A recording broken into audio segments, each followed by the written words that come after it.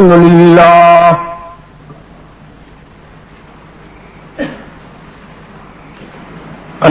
لله وحده والصلاة والسلام على من لا نبي بعده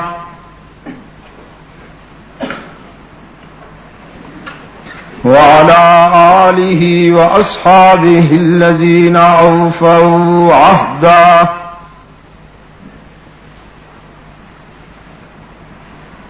الذين هم مفاتيح الرحمة ومصابيح الغرر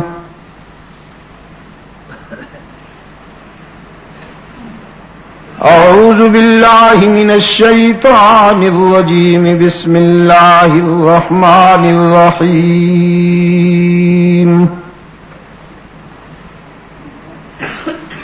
لقد جاءكم رسول من أنفسكم عزيز عليه ما عنتم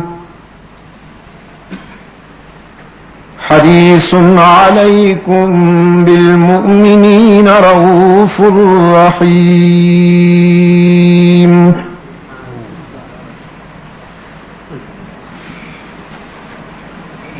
صدق الله مولانا العظيم. فقال النبي صلى الله عليه وسلم من يرد الله به خيرا يفقهه في الدين. وصدق رسوله النبي الأمي الكريم ونحن على ذلك لمن الشاهدين والشاكرين والحمد لله رب العالمين.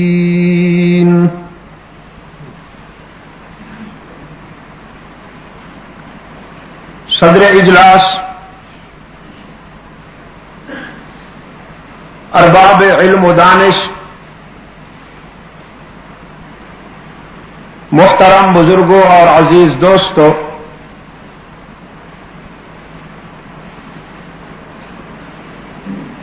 آج 14 جولائی 1988 ہم یہاں دھمتوڑ ایبٹ آباد ہزارہ پاکستان میں دعوت و تبلیغ کی نسبت سے جمع ہیں.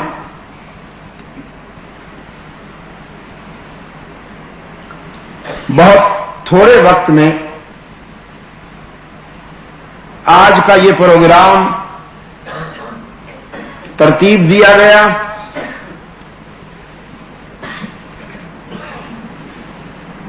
میں تقریباً گزشتہ 2-2.5 مہینوں سے بیرونی سفر پر تھا. پچھلے دنوں میری واپسی ہوئی اور ہمارے عزیز مولوی عتیق الرحمان نے یہاں سے فون پر رابطہ قائم کیا اور اصرار کیا کہ میں یہاں حاضری کے لیے وقت نکالوں. اس آبادی سے میرا پرانا تعلق ہے.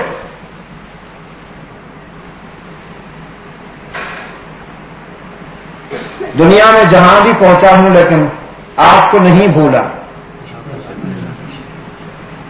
فکر و نظر کی بنیاد پر قائم ہونے والے رشتے خونی رشتوں سے زیادہ وزنی ہوا کرتے ہیں. حضرت قاضی صاحب متضلہ کا اخلاص، ان کی شفقت، یہاں انہوں نے قرآن کریم کے علوم اور افکار کی اشاعت میں جو کام کیا اس کا میں معترف بھی ہوں اور دعا گو بھی ہوں. اللہ شرف قبولیت سے نوازے. میں نے وعدہ کر لیا اور اس تھوڑے سے وقت میں بہت ہی مختصر سی تشہیر کے بعد آپ حضرات جس خلوص اور انہماک کے ساتھ اتنی بڑی تعداد میں تشریف لائے ہیں، اللہ آپ کے اس اخلاص کو قبول فرمائے اور دنیا اور آخرت میں عزت و سربلندی عطا فرمائے۔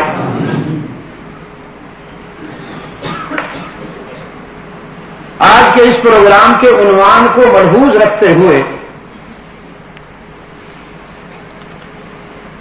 قرآن کریم کا جو حصہ میں نے ابھی آپ کے سامنے تلاوت کیا وہ میری گزارشات کی بنیاد ہے۔ ارشاد باری تعالی ہے،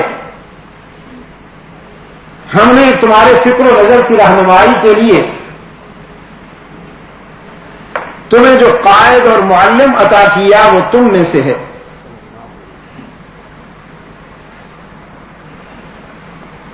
تمہاری ناکامیاں اس پہ گراں گزرتی ہیں، تمہاری خیر اور فلاح میں وہ حریص ہے، اور شفقت و رافت کا تو وہ بحر بے کنار ہے۔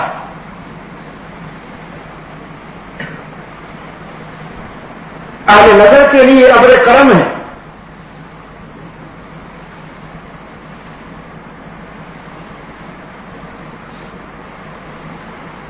اس سے پہلے کہ میں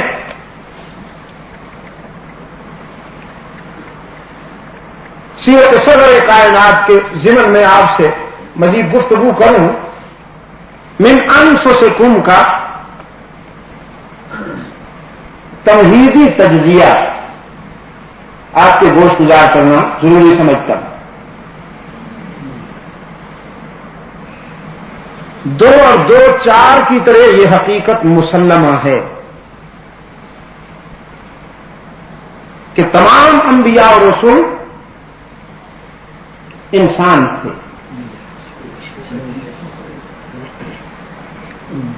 یہ بالکل غیر متنازع حقیقت ہے۔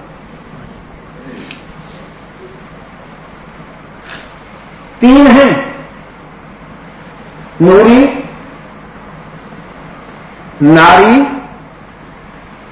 اور خاکی۔ نوریوں میں سے کوئی نبی نہیں بنایا گیا، یعنی فرشتوں میں سے کوئی نبی نہیں بنایا گیا، ناریوں میں سے بھی یعنی جنات میں سے کوئی نبی نہیں بنایا گیا۔ از آدم تا رحمت عالم علی نبینا وعلیہ التسلیم، جتنے بھی انبیاء اور رسول آئے ہیں وہ سب کے سب خاکی مخلوق میں سے تھے، اولاد آدم میں سے تھے۔ وہ اللہ نے نبوت و رسالت کا نگینہ بشریت کی انگوٹھی میں ہی سجایا، اور پرانے بیماروں کو سب سے پہلا اعتراض ہی یہی ہوا کہ بشر کیوں رسول بنتا ہے۔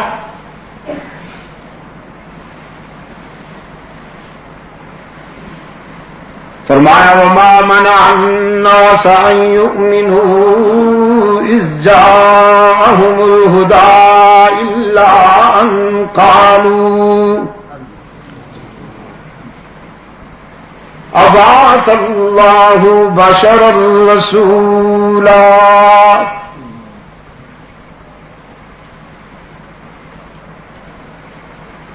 رشد و ہدایت کے سراج منیر کے طلوع ہو جانے کے بعد ایمان و یقین کے سویروں سے محروم رہنے والے بد نصیبوں کو کسی اور چیز نے نہیں روکا،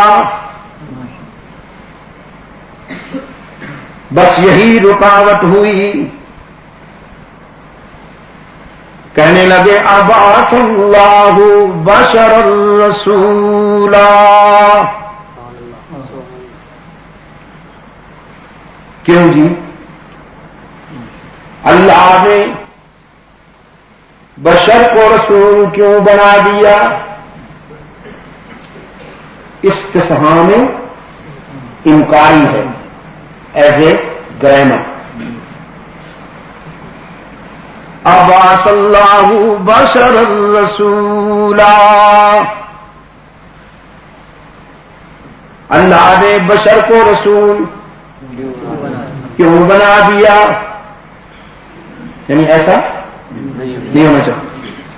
دوسرے مقام پر کہا وقالوا ما لهذا الرسول يأكل الطعام ويمشي في الأسواق، یہ کیسا رسول ہے؟ یہ تو انسانوں کی طرح کھاتا پیتا ہے، جاگتا سوتا ہے، ہنستا روتا ہے، اور بازاروں میں بھی چلتا پھرتا نظر آتا ہے، تجارت کرتا ہے.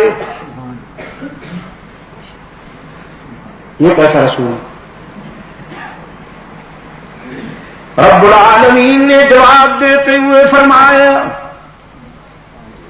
لو کان فی الارض ملائکۃ یمشون مطمئنین سبحان اللہ لنزلنا علیہم من السماء ملکا رسولا.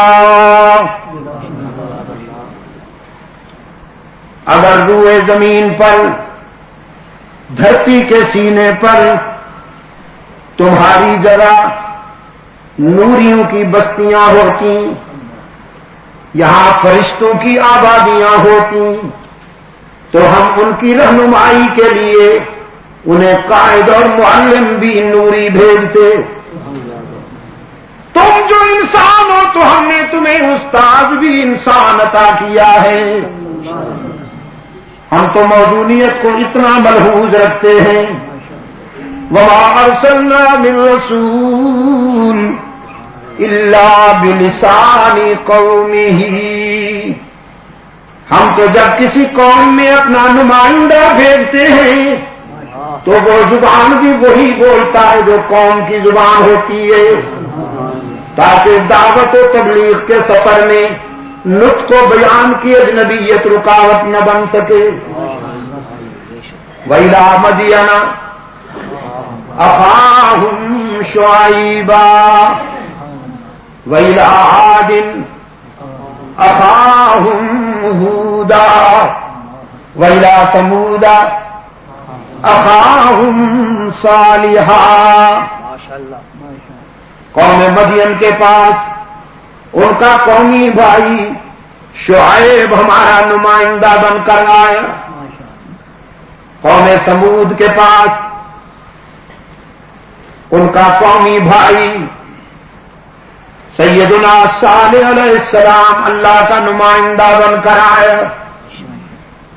قوم عاد کے پاس ان کا قومی بھائی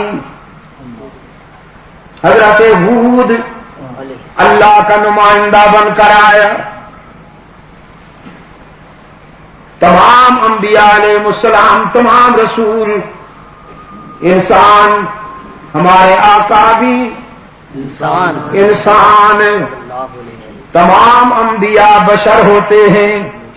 ہزارہ کے روشن ضمیروں، سرحد کے غیور بھائیوں، تمام انبیاء اور رسول بشر ہوتے ہیں.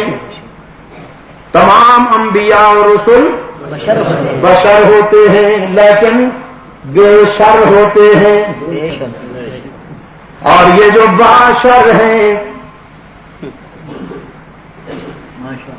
یہ جو باشر ہیں، انہیں یہ کمپلیکس کیوں ہوا؟ احساس کمتری میں کیوں مبتلا ہو گئے؟ میں کہا کرتا ہوں اس لیے کہ انہوں نے اپنے ڈھانچے کو بشریت کا معیار سمجھا. یہ بولو براز کی چلتی پھرتی بوریاں، یہ فضلے کے ٹینک، انہوں نے سمجھا بشر ہم جیسے ہوتے ہیں. اور میں کہتا ہوں یہ بیسک مسنگ ہے، بیسک. یہی تو بنیادی غلط فہمی ہے. قوم کے نذرانے پہ پلے ہوئے تبرکات، تمہیں کس نے بشر کہا؟ تمہارے لیے تو نرم سے نرم الفاظ حیوان ناطق کے کہے جا سکتے ہیں، میں اسے کیسے بشریت کا معیار تسلیم کر لوں جس کی نظر ہر وقت مرید کی جیب پہ رہتی ہے، وہ بیچارہ کھجلی بھی کرے تو یہ سمجھتا ہے نذرانہ نکال رہا ہے۔ میں نے کہا بشر تم جیسے نہیں ہوتے مولوی صاحب، بشر تو ابو بکر صدیق جیسے ہوتے ہیں۔ نعرہ تکبیر، مصطفیٰ کا ہم سفر، مصطفیٰ کا ہم سفر، علامہ سید عبد المجید ندیم شاہ صاحب۔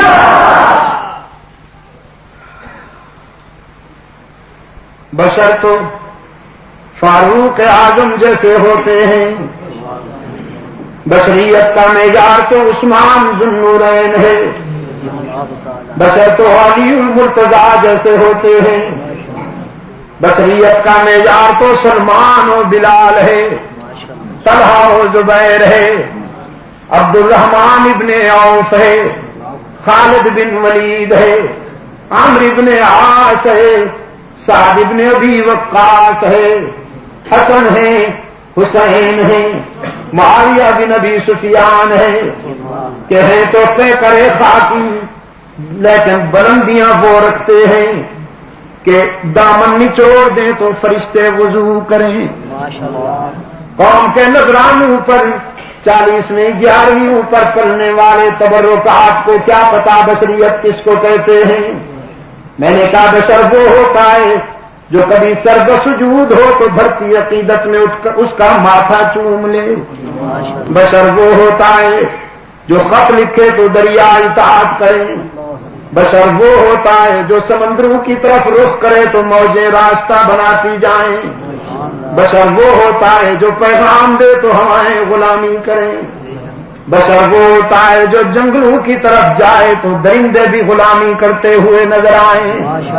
پوچھ لیجئے افریقہ کے جنگلات سے انسان کامل کے تیار شدہ مثالی انسانوں کا لشکر گزر رہا ہے۔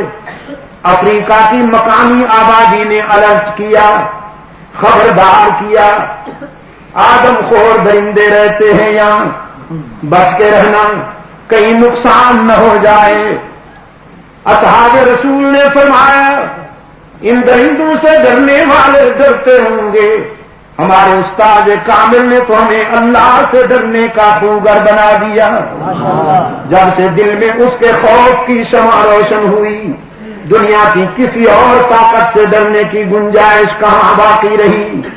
پھر اسی جنگل کے کنارے پر، اسی جنگل کے دہانے پر کھڑے ہو کر درندوں کو خطاب کیا ہے یاران رسول نے، فرمایا ہم ہر جائی نہیں ایک جائی ہیں، ہم حلوائی نہیں شہدائی ہیں، ہم آستانہ پرست نہیں خدا پرست ہیں، ہم مجاور نہیں مجاہد ہیں، ہم قبرستان والے نہیں میدان والے ہیں، ہم جھنڈیوں والے نہیں تلوار والے ہیں۔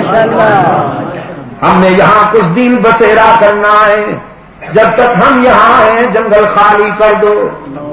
مستشرقین کو بھی ماننا پڑا، اسلام کے حاسدین کو بھی تاریخ کی ان سچائیوں کو ایکسپٹ کرنا پڑا۔ آنن فانن درندے چلے گئے، لومڑی سے شیر تک، گیدڑ سے ہاتھی تک، بچھو اور سانپ تک اپنے بچوں کو لے کر چلے جا رہے تھے۔ میں نے کہا بشر ایسے ہوتے ہیں مولوی صاحب جن کے حکم پر درندے جنگل خالی کر دیں۔ مولوی صاحب آپ کے کہنے پر تو کوئی کرایہ کا مکان بھی خالی نہیں کرتا۔ مولوی صاحب آپ کو کس نے بشر کہا؟ غلط فہمی ہو گئی آپ کو۔ آپ جیسے ڈھانچوں کو تو قرآن کریم کا انعام کہہ کر بھی چپ نہیں رہتا، بلہم ازل کہتا ہے۔ یہاں بھی سوئی گئے تو نہیں آئی نا؟ نہیں آئی نہیں؟ ہاں تو لکڑیاں جمع کرتے ہو نا آگ جلانے کے لیے، اللہ نے بھی اپنی آگ کے لیے کچھ لکڑیاں جمع کی، بڑی موٹی موٹی لکڑیاں۔ وَلَقَدْ ذَرَأْنَا لِجَهَنَّمَ كَثِيرًا مِنَ الْجِنِّ وَالْإِنسِ لهم قلوب لا يفقهون بها ولهم أعين لا يبصرون بها ولهم آذان لا يسمعون بها أولئك كالأنعام بل هم أضل أولئك هم الغافلون. ہم نے نارے جہنم کے لیے جنات میں سے اور انسانوں میں سے ایندھن تیار کیا ہے. جہنم کی لکڑیاں تیار کی ہیں ہم نے جنات میں سے اور انسانوں میں سے. قرآن کریم نے ان کی پہچان بتائی. لہم قلوب لا یفقہون بہا، ان کے سینے میں دل تو ہیں لیکن تفکر سے خالی. Only blood supplier, only blood supplier, خون سپلائی کرنے کے پرزے پر. دل تفکر سے خالی، آنکھیں بصیرت و بصارت سے خالی. بظاہر موٹی موٹی لیکن بصیرت سے خالی. کان حق کی سماعت سے خالی. وَلَهُمْ آذَانٌ لَا يَسْمَعُونَ بِهَا، کان حق کی سماعت سے خالی. تبلا سرنگی کی دھن پہ ہونے والی قوالی کو سن کر جھومتے ہیں اور قرآن سن کر اونگتے ہیں. اولئک کالانعام بل هم اضل. قرآن کریم نے فرمایا یہ دیکھنے میں تو انسان ہے، ڈھانچے تو انسانی ہے، لیکن غلاف بشر میں خلاف بشر ہے. غلاف بشر میں خلاف بشر ہیں. یہ دیکھنے میں تو انسان لگتے ہیں لیکن یہ تو مویشیوں سے، بہائم سے، جنگل میں بسنے والے درندوں سے بھی بدتر ہیں. اتنے وہ پکڑی سے نہیں اترے جتنے یہ اتر گئے ہیں. اس لیے عزیز دوستو، تمام انبیاء علیہ الصلوۃ والسلام انسان ہوتے ہیں. ہمارے آقا بھی انسان ہیں مگر انسان کامل. انسان کامل جن کی رفعت پر، جن کی عظمت پر پوری انسانیت فخر کرتی ہے. پوری انسانیت فخر کرتی ہے. میں عرض کیا کرتا ہوں، انسانی نفسیات کو ملحوظ رکھتے ہوئے کسی کی شخصیت کو پرکھنے کے لیے یہ 3 شہادتیں اور گواہیاں بڑی بے ساختہ اور دل نشین ہوتی ہیں. اس انسان کامل کو آئیے آج ہم ان 3 گواہیوں کی روشنی میں پرکھتے ہیں. خامن کے لیے بیوی کی گواہی، مخدوم کے لیے خادم کی گواہی، اور محلے میں بسنے والے کے لیے اس کے پڑوسیوں کی گواہی. خامن کو جتنا بیوی جانتی ہے اتنا کوئی نہیں جانتا. ماں بھی اتنی بیٹے کو نہیں جانتی، بہن بھی اتنا بھائی کو نہیں جانتی جتنی بیوی اپنے خامد کو جانتی. اس کی وجہ یہ ہے کہ انسان جلوت کی زندگی میں تصنع اختیار کرتا ہے. گھر سے باہر نکلتا ہے تو سٹائل اس کا آرٹیفیشل ہوتا ہے، بڑا شریف بن کر نکلتا ہے. گھر سے باہر چادر اوڑے ہوئے، نظریں جھکائے ہوئے، قدم آہستہ آہستہ اٹھاتا ہے، بالکل بے غرض معلوم ہوتا ہے. لیکن چوں بخلت میرون انکار دیگر نیکنن، جب گھر کی 4 دیواری میں گھستا ہے تو پھر جوہر کھلتے ہیں. یہ نام نہاد حضرت صاحبان کی بیویاں اکثر ان کو تسلیم نہیں کرتی، اس لیے کہ حضرت صاحب کی کتاب زندگی ان کے سامنے کھلی ہوئی ہوتی. لیکن اس انسان کامل کی عظمت پر پہلی گواہی بیوی کی ہے. اور بیوی بھی وہ جو نو عمر نو خیز نہیں ہے، 55 سالہ عمر رسیدہ ہے، جہاں دیدہ ہے۔ سرکار دو عالم صلی اللہ علیہ وسلم کی پہلی شادی، پہلا نکاح سیدہ خدیجہ الکبریٰ رضی اللہ تعالی عنہا سے ہوا۔ آپ صلی اللہ علیہ وسلم کی عمر مبارک 25 برس کی تھی اور حضرت خدیجہ رضی اللہ تعالی عنہا 40 برس کی ہیں۔ اب جب گواہی دی جا رہی ہے تو وہ آغاز نبوت ہے، اعلان نبوت کے بعد ہے۔ آپ صلی اللہ علیہ وسلم نے جب اعلان نبوت فرمایا تو اب آپ صلی اللہ علیہ وسلم کی عمر مبارک 40 برس کی ہے اور سیدہ خدیجہ رضی اللہ تعالی عنہا کی عمر 55 سال کی، 55 ایئرس۔ اور 55 سال کی عمر میں انسان جذباتی نہیں ہوا کرتا، اس کا تجزیہ بڑا متین ہوا کرتا ہے، حقیقت پسندانہ ہوا کرتا ہے۔ بیفور 40، 40 سال سے پہلے عموماً جذباتی باتیں ہوا کرتی ہیں، مبالغہ ہوتا ہے۔ لیکن 40 سال کے بعد زمانے کے تلخ و شیریں، زمانے کے سرد و گرم، زمانے کا اونچ نیچ بہت کچھ سکھا دیتا ہے۔ اس وقت انسان کی نظر میں، انسان کی سوچ میں جذباتیت نہیں، متانت آ جاتی ہے۔ اور سیدہ خدیجہ رضی اللہ تعالی عنہا جب گواہی دے رہی ہیں تو اس وقت ان کی عمر 55 برس کی ہے۔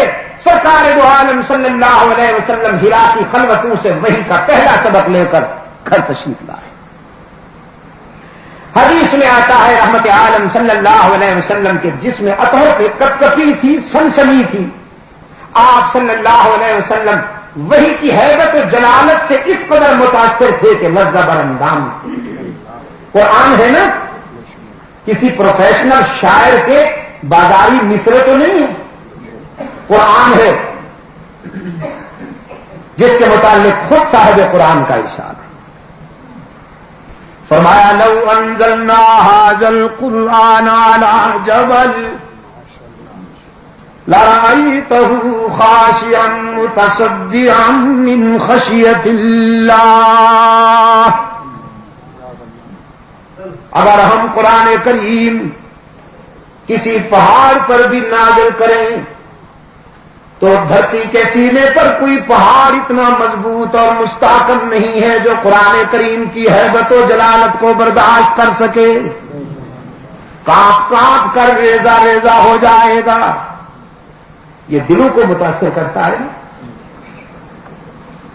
سرکار دو عالم صلی اللہ علیہ وسلم ہرا کی خلوتوں سے پہلا سبق لے کر وحی کا پہلا سبق لے کر گھر تشریف لائے، اور گھر میں آتی حضرت خدیجہ رضی اللہ تعالی عنہا سے فرمایا زملونی زملونی زملونی، خدیجہ مجھ پر چادر ڈال دیجئے، مجھ پر کمبل ڈال دیجئے، خشیت علی نفسی، مجھے تو جان کی فکر ہے کہ یہ بوجھ اٹھا سکوں گا یا نہیں، یہ امانت سنبھال سکوں گا یا نہیں۔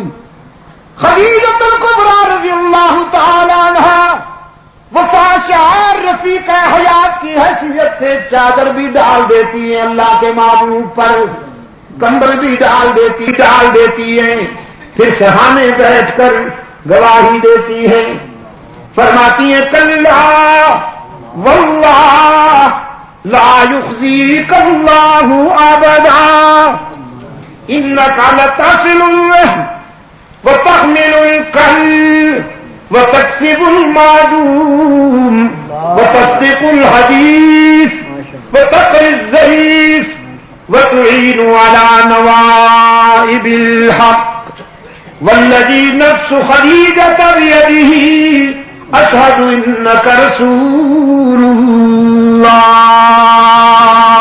سبحان اللہ۔ مجھے اللہ کی جلالت کی قسم ہے محمد آپ کوئی لاوارث تو نہیں صلی اللہ علیہ وسلم، حق تعالیٰ آپ کو کبھی نقصان نہیں پہنچنے دیں گے، اس لیے کہ آپ کے اخلاق ہی ایسے ہیں کہ ایسے اخلاق والے کبھی نقصان نہیں اٹھایا کرتے۔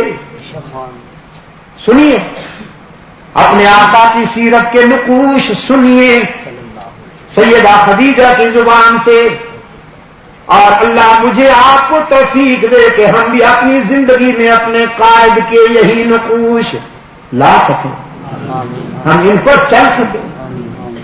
فرمایا محبوبم آپ کے اخلاق ہی ایسے ہیں کہ ان اخلاق کا حامل کبھی خسارے میں نہیں جاتا۔ آپ تو صلہ رحمی کرتے ہیں، توڑنے والوں سے جوڑتے ہیں، گالیاں دینے والوں کو دعائیں دیتے ہیں، حریف جاں کے بھی چارہ گر ہیں، پتھر مارنے والوں کو پھول پیش کرتے ہیں، قاتل کو بھی معاف کرنے کا ظرف رکھتے ہیں۔ آپ تو کمزوروں کا بوجھ اٹھاتے ہیں، آپ تو لوگوں کی گمشدہ چیزیں ان کے گھروں تک لے جاتے ہیں، آپ تو سچائی کے مؤید اور مصدق ہیں، صداقتوں کی تائید کرتے ہیں، آپ تو مہمان نواز ہیں، آپ تو حق و صداقت کے علمبردار ہیں۔ والذی نفس خدیجہ بیدی، مجھے اس کی قسم ہے جس کے قبضے میں خدیجہ کی جان ہے۔ یہ بات کسی کی سمجھ میں آئے یا نہ آئے، کوئی مانے یا نہ مانے، سب سے پہلے میں اقرار کرتی ہوں، اعلان کرتی ہوں اور گواہی دیتی ہوں کہ آپ اللہ کے سچے رسول ہیں۔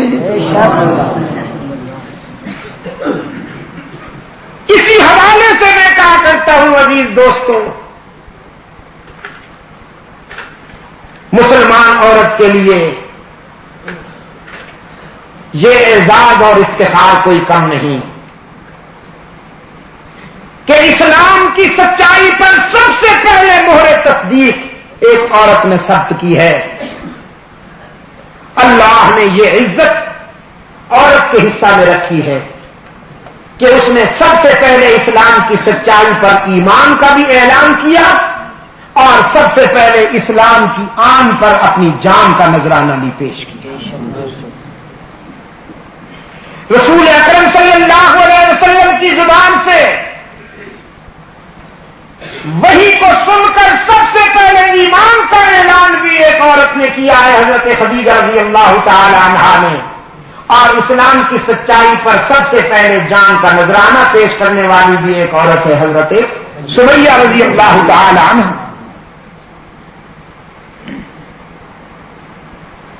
آج ہمارے کانوں میں یہ آوازیں سنائی دیتی ہیں کہ عورت کو اس کا مقام ملنا چاہیے۔ یہ بابو لوگ جو باہر سے بیگمات لائے ہیں اپنے ساتھ یہاں،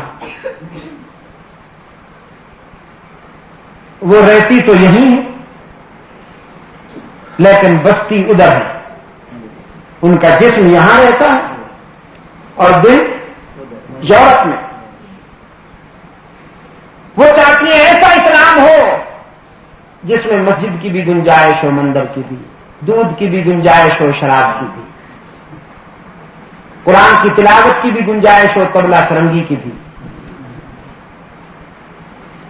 بیگمات بھی یہی چاہتی ہیں، ان کے بابو بھی یہی چاہتے ہیں۔ چنانچہ آج تک اسلام کا جو نقشہ پیش کیا گیا اور پیش کیا جا رہا ہے وہ یہی تو ہے۔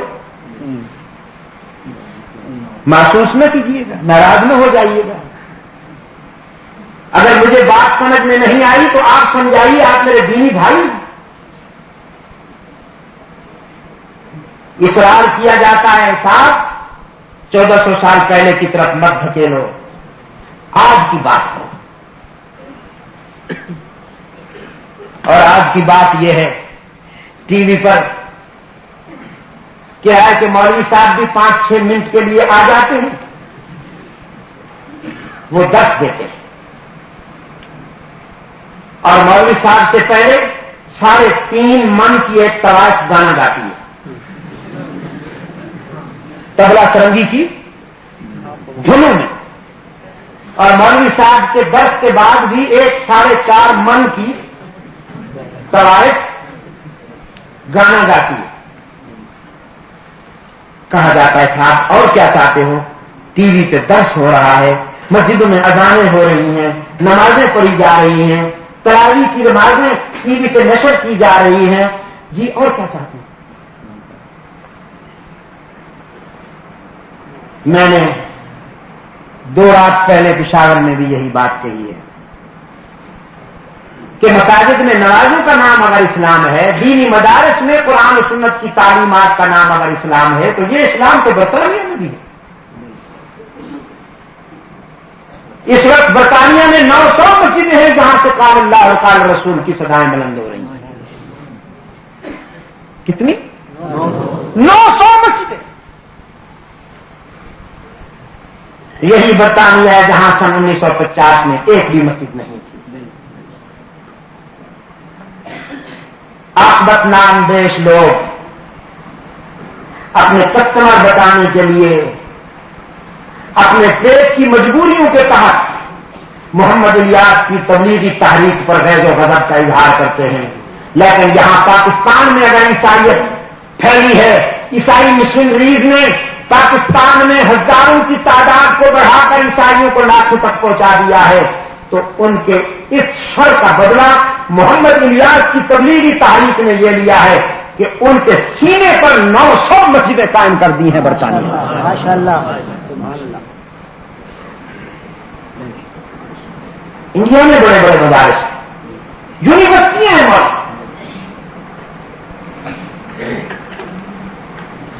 تو کیا وہاں اسلام آ چکا ہے؟ برطانیہ میں نمازیں بھی پڑھی جاتی ہیں، مسجدیں ہاؤس فل ہوتی ہیں، وہاں مساجد میں نماز پڑھنے والے 80 سال بوڑھے نہیں ہوتے جیسے یہاں ہوتے ہیں. یہاں جب کوئی باقی سارے کام سے فارغ ہو جاتا ہے وہ متقی بن جاتا ہے. تسبیح اس کے ہاتھ میں، ٹوپی اس کے سر پہ، جی کیونکہ اب آفاق میں رہا کچھ نہیں، کچھ کر نہیں سکتا تو رئیس المتقین بنا ہوا. اور نوجوان وہ سینما کے حال کے باہر قطار میں کھڑے ہوئے ہیں بے غیر طوافوں کا ڈانس دیکھنے کے لیے، گٹر کے کیڑوں کا ناچ دیکھنے کے لیے. یہ جوانی بھی کوئی عبادت کے دن ہوتے، جوانی کے مسجد میں جانے کے دن ہوتے تو تم جاتے.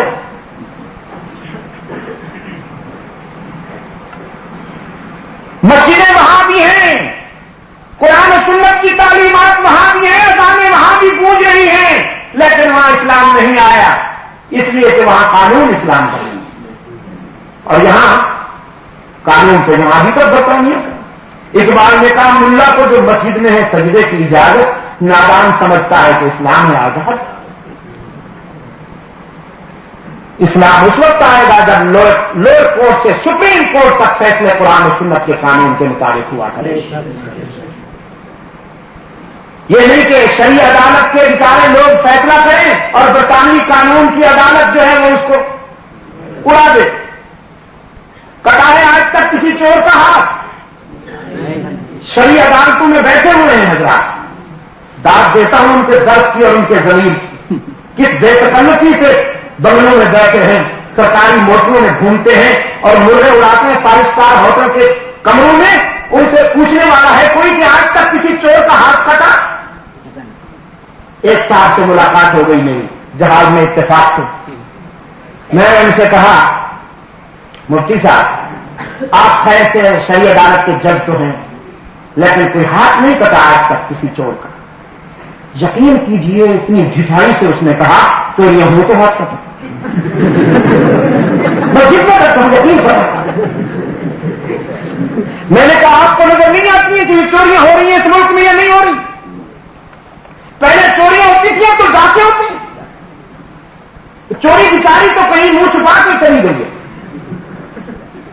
اس لیے کہ اس سے سینئر کام آ گیا ہے. نہیں بھائی وضو ہوتے ہوئے تیمم کی کیا ضرورت ہے؟ جب پانی موجود ہو تو تیمم کا. کیونکہ آپ ڈاکا صاحب آ گئے ہیں، مسٹر ایکسلنسی ڈاکا، چوری محترمہ سے لی گئی. وہ کہتے ہیں چوریاں ہوں تو ہاتھ کٹے. میں نے کہا شاباش.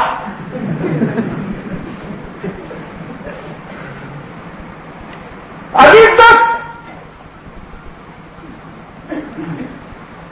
اسی قول و عمل کے تضاد کے نتیجے میں آج ہم پوری دنیا میں تماشا بنے ہوئے ہیں، پوری دنیا میں ہم تماشا بنے ہوئے ہیں، اقوام عالم میں ہمارا مذاق اڑایا جاتا ہے جی، اور بے جماعت جلوس نکالے پھرتی ہیں۔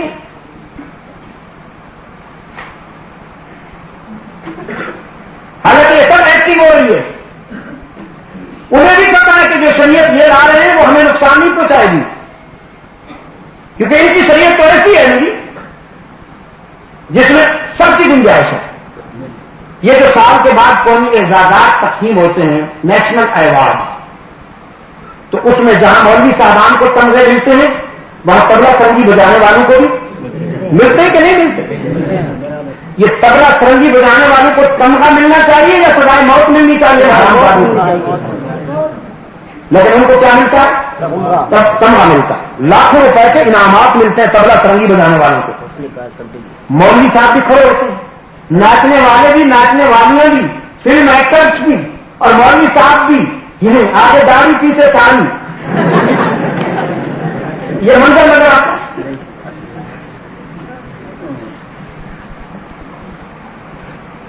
اسلام نے عورت کو جو عزت عطا کی ہے دنیا کے کسی اور نظریہ نے عطا نہیں فرمائی۔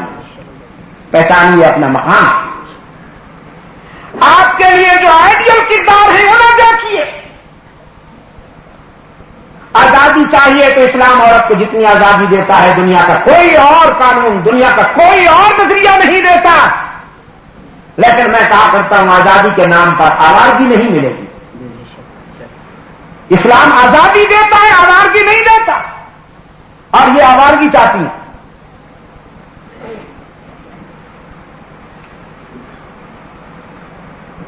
سیدہ خدیجہ رضی اللہ تعالی عنہا نے سب سے پہلے مہر تصدیق ثبت کی ہے رسول اللہ صلی اللہ علیہ وسلم کے موقف پر، بیوی کی گواہی۔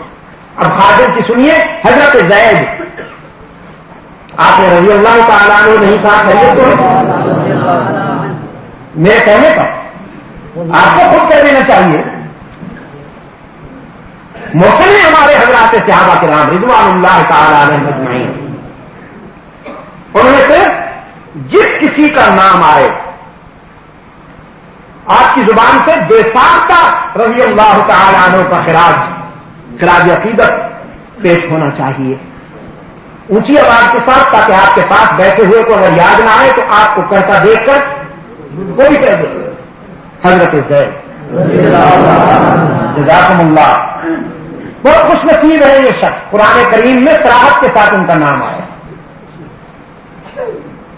بچپن میں اغوا کیے گئے۔ دا 61 بتا ستا پیخور خار کی بیرون کچہری گیٹ اشرف روڈ حکیم بابا ہوٹل سر نزدی پجے کے 61 ہاؤس کی بدناصر خان اور ستانہ گل سرا ملاوے گی۔ اب دیکھیے کبھی کبھی بہت ہی عجیب صورتحال ہوتی ہے، سفر کا آغاز المیہ سے ہوتا ہے اور انجام دیکھیے، آغاز یہ ہوا کہ اغوا کیے گئے، یہاں منڈی میں بکے، انجام یہ ہوا کہ حضرت خدیجہ کے گھر پہنچ گئے، اور جب خدیجہ کی نسبت اللہ کے محبوب سے ہوئی تو رحمت للعالمین کے خادم خاص بن گئے۔ سرکار دو عالم صلی اللہ علیہ وسلم نے فرمایا زید میرا نوکر نہیں میرا بیٹا ہے۔ ہاں یہ تمہارے گھر میں جو کام کرنے والے ہیں انہیں بھی انسان سمجھا کرو، ان سے نفرت نہ کیا کرو، وہ بھی تمہاری طرح کے انسان ہیں، ناراض نہ ہونا۔ یہ عیسائی کیوں بڑھ گئے، تعداد کیوں بڑھ گئی؟ تو ہم نے غریب لوگوں سے نفرت کی، غریب کوچوں میں یہ اکثر جو صفائی کرنے والے ہیں یہ اکثر عیسائی ہو جاتے ہیں، کیوں؟ کہ ان کو انسان نہیں سمجھا جاتا۔ اور میں کہتا ہوں شیخ میں حیران ہوں کہ جو گندگی پھیلاتے ہیں وہ شرفاء کہلاتے ہیں، معزز، اور جو صفائی کرتے ہیں وہ قابل نفرت سمجھے جاتے ہیں، جن کا جو قسمت دیزا۔ یہ کون سی کسوٹی ہے؟ گندگی پھیلانے والے معزز، ان کا سوشل سٹیٹس آسمان کو چھو رہا ہے، اور جو صفائی کرتے ہیں وہ قابل نفرت۔ حالانکہ قابل نفرت تو وہ نہیں چاہیے جو 2-2 کلو گندگی نکالتے ہیں، وہ معزز اور محترم، اور صفائی کرنے والے قابل نصرت. شاہ جی رحمت اللہ علیہ جلندھر میں جلسے پر تشریف لائے, قیام گاہ پہنچے, ایک آدمی ہاتھ میں جھاڑو لیے کھڑا ہے. شاہ صاحب رحمت اللہ علیہ نے پہنچتے ہی پوچھا کیا نام ہے؟ کہنے لگا پرتھی, ہندو. شاہ صاحب رحمت اللہ علیہ نے اپنا تھیلا چارپائی پہ رکھا, فرمانے لگے وضو کرنا ہے, پانی لا دو گے؟ اس نے کہا ابھی لاتا ہوں. تھوڑی دیر کے بعد پانی لایا, لیکن پانی لایا تو ہاتھ پہ کپڑا لپیٹ کر لوٹا اٹھا رکھا تھا. وہ احساس کمتری میں, کمپلیکس فیلنگز میں کپڑے کے ساتھ لوٹا اٹھا رکھا. شاہ صاحب رحمت اللہ علیہ نے فرمایا تم نے کپڑا کیوں لپیٹ رکھا ہے؟ اس نے کہا کہ میں ہندو ہوں, آپ مسلمان ہیں, کہیں آپ کا پانی ناپاک نہ ہو جائے. شاہ صاحب رحمت اللہ علیہ سخت احساس میں آگے بڑھے اور اس کے ہاتھ سے کپڑا نوچ کے فرمایا ارے ہندو ہو تو کیا ہوا, انسان تو ہو. تم یہ بھی بھول گئے ہو کہ تم انسان ہو اور تمہارے ہمارے درمیان میں انسانی رشتہ ہے. وضو خود کرنا چاہیے اگر کوئی شرعی عذر نہ ہو, لیکن آج تم پانی ڈالو گے میں وضو کروں گا. سبحان اللہ. اس کو مجبور کیا, وہ پانی ڈال رہا ہے, شاہ صاحب وضو کر رہے ہیں. قصر نماز ادا کی, 2 رکعت فرض پڑے, اتنے میں کھانا آ گیا. شیخ داؤد غزنوی, شیخ لاہوری رحمت اللہ علیہ, تاج الدین انصاری, چودھری افضل حق, یہ بڑے بڑے حضرات جو ہمارے سب پہنچ گئے. وہ پرتھی دور کھڑا ہے, دسترخوان بچھا تو شاہ صاحب رحمت اللہ علیہ نے فرمایا آؤ پرتھی ہمارے ساتھ کھانا کھاؤ. کہاں رہے ہو؟ نہیں آ رہا تھا. شاہ صاحب اٹھے, اس کے بازو سے پکڑ کر دسترخوان پہ بچھایا. وہ ہاتھ نہیں بڑھا رہا تھا تو لقمہ توڑ کر اس کے منہ میں ڈالا. پھر اس سے کہا میں نے جب لقمہ توڑ کے تیرے منہ میں ڈالا ہے تو اب تو بھی لقمہ توڑ کے میرے منہ میں ڈالے گا.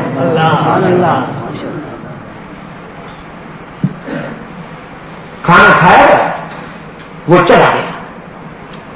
تھوڑی دیر کے بعد بیوی, 5 بچے, بوڑھا باپ اور خود گھر کا گھر چل کے آیا. کہنے لگا مولوی صاحب جو تیرا دھرم ہے مجھے بھی اسی دھرم میں شامل کر دے, اس لیے کہ جو دھرم انسان کو یہ اخلاق دیتا ہے وہ دھرم کبھی جھوٹا نہیں ہو سکتا. نعرے تکبیر.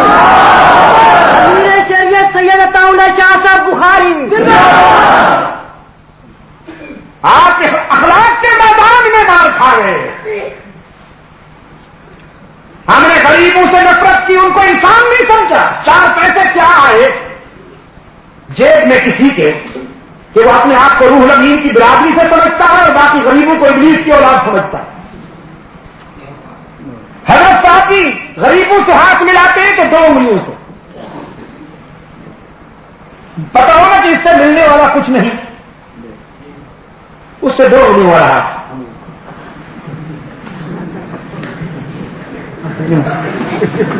اور جس کی جیب سے وہ جھانک رہے ہو نا سوکھ سوکھ, بلکہ اب تو گرین گرین بلو بلو, اس کے لیے حضرت صاحب کھڑے ہو جاتے ہیں.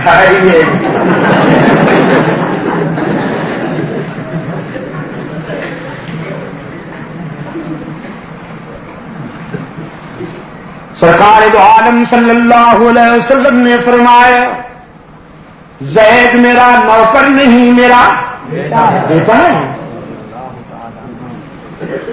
رحمت عالم صلی اللہ علیہ وسلم کے سایہ رحمت میں, سایہ عاطفت میں زید کو اتنا پیار ملا, اتنا سکون ملا کہ ماں بھی بھول گئی, باپ بھی بھول گیا. ادھر غم کا مارا ہوا باپ اپنے بیٹے کی تلاش میں خاک چھانتا ہوا گلی گلی, کریا کریا, بستی بستی پھر رہا ہے. اسے بتایا گیا کہ تیرا لخت جگر مکہ میں ایک ہاشمی گھرانے میں خادم ہے. وہ مکہ میں پہنچا, بتایا گیا عبداللہ کے یتیم کے ہاں رہتا ہے تیرا لال. وہ رحمت عالم صلی اللہ علیہ وسلم کی خدمت میں آیا, اپنے بیٹے کو معانقہ کیا. پھر رحمت عالم صلی اللہ علیہ وسلم کی خدمت میں انتہائی درد رقت اور سوز کے انداز میں کہنے لگا محمد یہ میرا بیٹا ہے، جب سے یہ میرے گھر سے آیا ہے میرا آنگن مسکراہٹوں کو ترس گیا ہے، اس کی ماں تو رو رو کر آنکھیں دے بیٹھی ہے، اندھی ہو چکی ہے، اس کی بہنیں سارا دن گھر کی چوکھٹ پکڑ کر آنسو کی برسات میں اس کا انتظار کرتی ہیں، اور میرا یہ حال ہے، ہڈیوں کا ڈھانچہ رہ گیا ہوں، چلتی پھرتی لاش نظر آتا ہوں۔ آج میں آپ سے اپنے بیٹے کی بھیک مانگنے کے لیے آیا ہوں، آپ نے اسے خریدنے میں جتنی رقم خرچ کی ہے مجھ سے دگنی لے لیجئے، لیکن میرا بیٹا میرے حوالے کر دیجئے۔ رحمت عالم صلی اللہ علیہ وسلم نے فرمایا نہیں، بالکل نہیں، ہم رقم لیں گے نہیں، ہم تو رقم دے کر اور تحائف دے کر اپنے زید کو رخصت کریں گے۔ میں انسانی رشتے جوڑنے کے لیے آیا ہوں، توڑنے کے لیے نہیں آیا، میں وصل کرنے آیا ہوں، فصل کرنے نہیں آیا۔ تم بخوشی لے جا سکتے ہو اپنے فرزند کو، بچھڑا ہوا بیٹا باپ کو مل جائے، بچھڑا ہوا لگتے جگر ماں کو مل جائے، بچھڑا ہوا بھائی بہنوں کو مل جائے، اس سے بڑھ کر محمد کے لیے خوشی کی کیا بات ہو سکتی ہے صلی اللہ علیہ وسلم۔ لیکن زید سے بھی پوچھ لیا جائے، اسے مجبور نہ کیا جائے، اگر وہ بخوشی جانا چاہے تو میری طرف سے اجازت ہے۔ حضرت زید رضی اللہ تعالیٰ عنہ کے والد نے شکریہ ادا کیا اللہ کے محبوب کا، اور پھر اپنے بیٹے کی طرف دیکھتے ہوئے فرمایا لگتے جگر اٹھو، تمہیں آزادی مل گئی، تیرے آقا نے تجھے آزاد کر دیا، اور میں تجھے مامتا کی ٹھنڈی چھاؤں تک پہنچا دوں۔ حدیث میں چمک رہی ہے زید کی ادا کہ ایک نظر باپ کے چہرے پر اور ایک نظر رحمت عالم کے چہرے پر، کچھ دیر تک نگاہیں جائزہ لیتی رہیں، پھر ضمیر نے فیصلہ کرنے میں دیر نہ کی، کہنے لگا باپ آپ سے تو ملاقات ہو گئی، اگر اللہ نے چاہا تو دنیاوی زندگی کے سفر میں کبھی ماں سے بھی مل لوں گا، بہنوں سے بھی مل لوں گا، ورنہ میرے سلام دیجیے گا میری ماں کو بھی اور بہنوں کو بھی۔ ساری دنیا کو چھوڑ سکتا ہوں لیکن ان کے دامن سے جدائی برداشت نہیں کر سکتا۔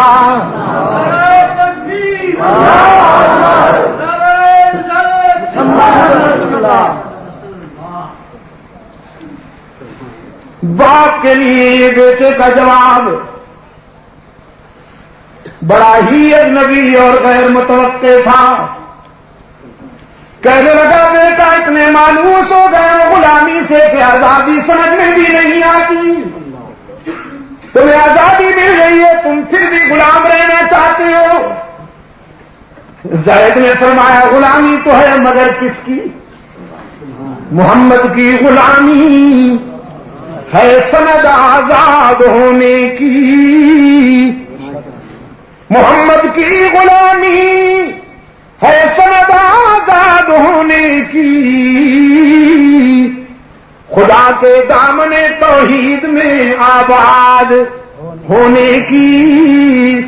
یہی تو وہ غلامی ہے جس پر ساری آزادیوں کے مفہوم قربان جائیں۔ یہ غلامی مجاوروں کو مجاہد بنا دیتی ہے، رحمت عالم کی غلامی کی نسبت ہر جائیوں کو یکجائی بنا دیتی ہے، رحمت عالم صلی اللہ علیہ وسلم کی غلامی کی نسبت حلوائیوں کو شیدائی بنا دیتی ہے۔ یہی تو وہ غلامی ہے جو آستانہ پرستوں کو خدا پرست بنا دیتی ہے۔ محمد کی غلامی ہے سند آزاد ہونے کی، خدا کے دامن توحید میں آباد ہونے کی۔ ہزارہ کے روشن ضمیروں، وہ بیوی کی گواہی تھی، یہ خادم کی گواہی ہے۔ اب پڑوسیوں کی سنیے، رحمت عالم صلی اللہ علیہ وسلم فاران کی بلندیوں پر داعی حق و صداقت کی حیثیت سے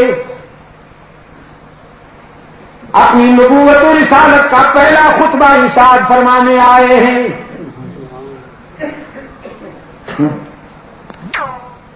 چادر ہلا ہلا کر مکہ کی آبادی کو متوجہ کرتے ہیں کہ آؤ آج میں تم سے فیصلہ کن بات کرنا چاہتا ہوں.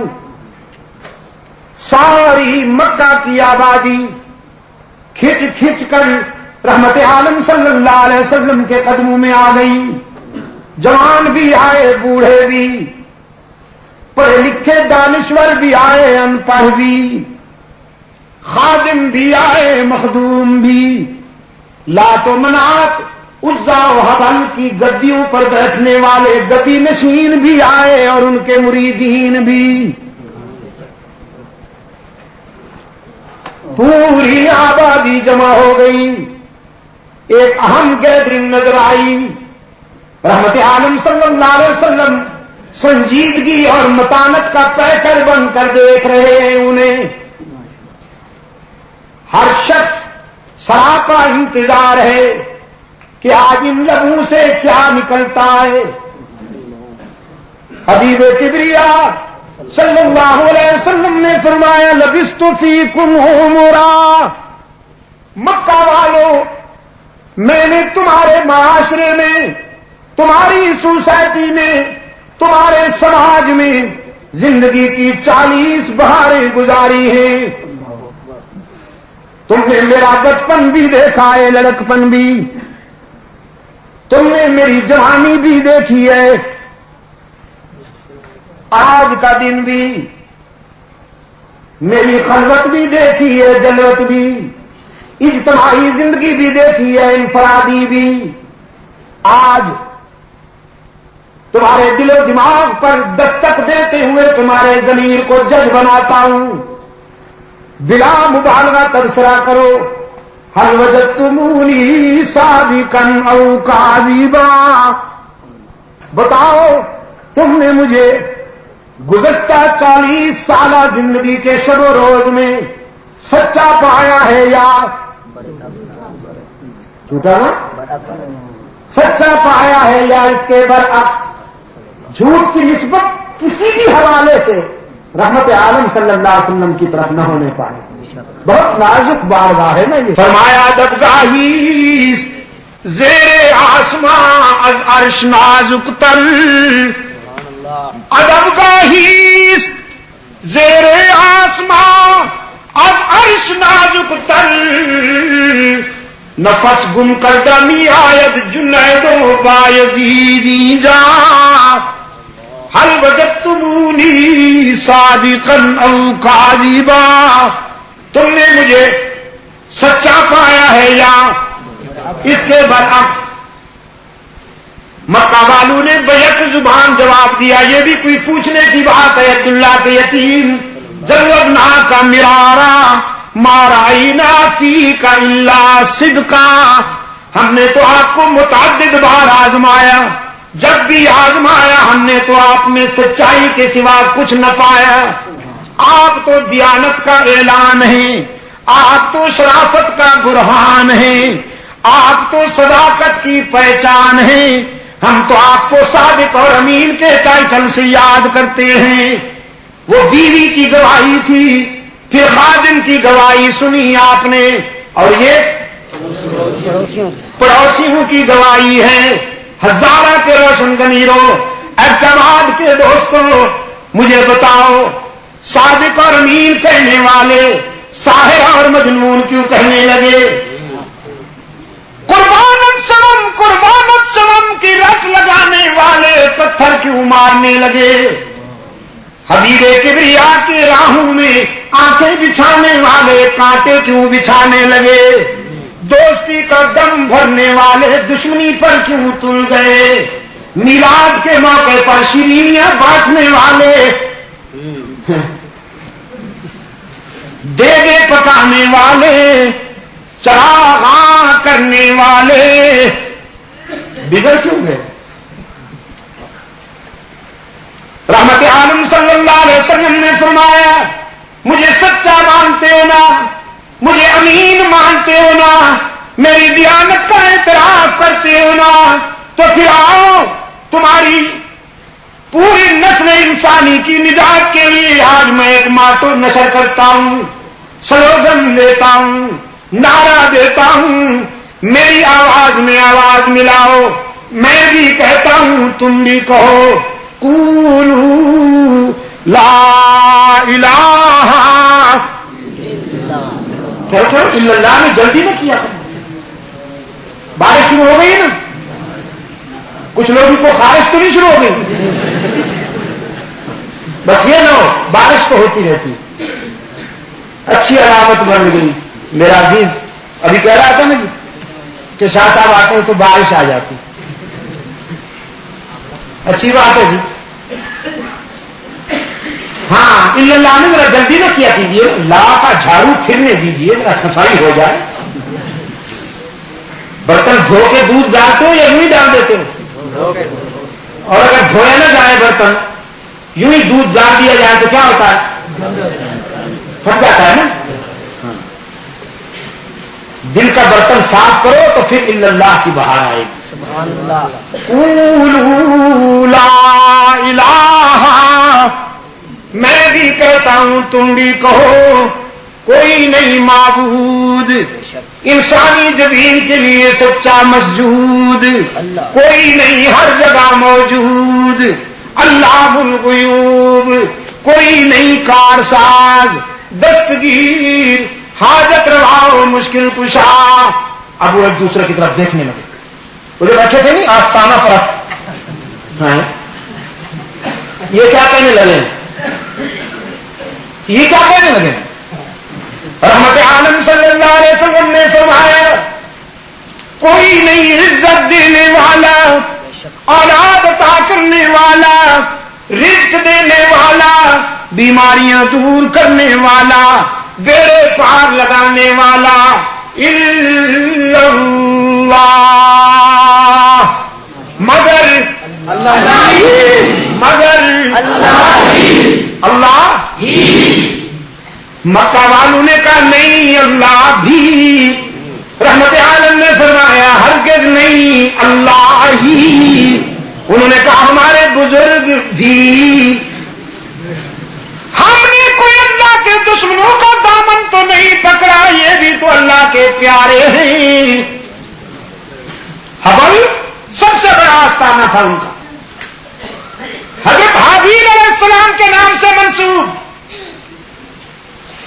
کہنے لگے یہ بھی تو اللہ کے پیارے ہیں، بے اختیار نہیں ہیں، اللہ نے ان کو بھی بہت کچھ دیا ہے، یعنی اختیارات تقسیم کیے، بانٹے ہیں، عرش پہ میں ہوں، فرش پہ تم ہو۔ وہ کہتے تھے اللہ بھی، رحمت عالم صلی اللہ علیہ وسلم نے فرمایا اللہ ہی، انسانی جبین کی عاجزیوں کے لیے مسجود کون؟ دیر سے آتا ہوں تو ٹھنڈے ہو جاتے ہو، میری یہ آرزو کب پوری ہوگی کہ میں جتنا دیر سے آؤں، جب آؤں تو آپ کو پہلے سے بھی زیادہ گرم جوش پاؤں، نہ معلوم میری یہ آرزو کب پوری ہوگی۔ دوسری قومیں کہاں پہنچ گئی ہیں اور میری یہ قوم ہے، آتا ہوں تھوڑا سا جگاتا ہوں، حرارت پیدا ہوتی ہے، بیدار ہو جاتے ہیں، پھر چلا جاتا ہوں، پھر آتا ہوں، پھر تھپکی دیتا ہوں، اٹھاتا ہوں، جھنجھوڑتا ہوں، اٹھ بیٹھتے ہیں، پھر بیدار ہوتا ہوں، میں چلا جاتا ہوں، پھر سو جاتا ہوں۔ انسانی جبین کی عاجزیوں کے لیے حقیقی مسجود اللہ۔ تو باہر جو بیٹھے ہیں میرے دوست وہ دور برآمدے میں، ان کی ضرب یہاں لگے میرے ہاں۔ انسانی جبین کی عاجزیوں کے لیے حقیقی مسجود، دائیں بائیں دیکھ کر کوئی بھیکا بیمار چپ بیٹھا ہو تو اس سے بھی کہلواؤ حقیقی مسجود، ہر جگہ موجود علام الغیوب، کار ساز و دستگیر، حاجت روا و مشکل کشا، عزت دینے والا، رزق دینے والا، بیماریاں دور کرنے والا، اولاد عطا کرنے کرنے والا یا اللہ بھی قرآن کریم نے فرمایا یہاب لمن یشاء اناثا ویہب لمن یشاء الذکور او یزوجہم ذکرانا واناثا وَيَجْعَلُ مَن يَشَاءُ عَقِيمًا. وہ جسے چاہتا ہے بیٹیاں دیتا ہے، جسے چاہتا ہے بیٹے عطا کرتا ہے، جس پہ مہربان ہو جائے دونوں نعمتیں دیتا ہے، اور نہ دے تو ایک بھی نہیں دیتا. وہ دے تو کوئی روک نہیں سکتا، وہ نہ دے تو کوئی دے نہیں سکتا. دینے پہ آ جائے تو مرید کو 10 12 بیٹے دے دیتا ہے، اور نہ دے تو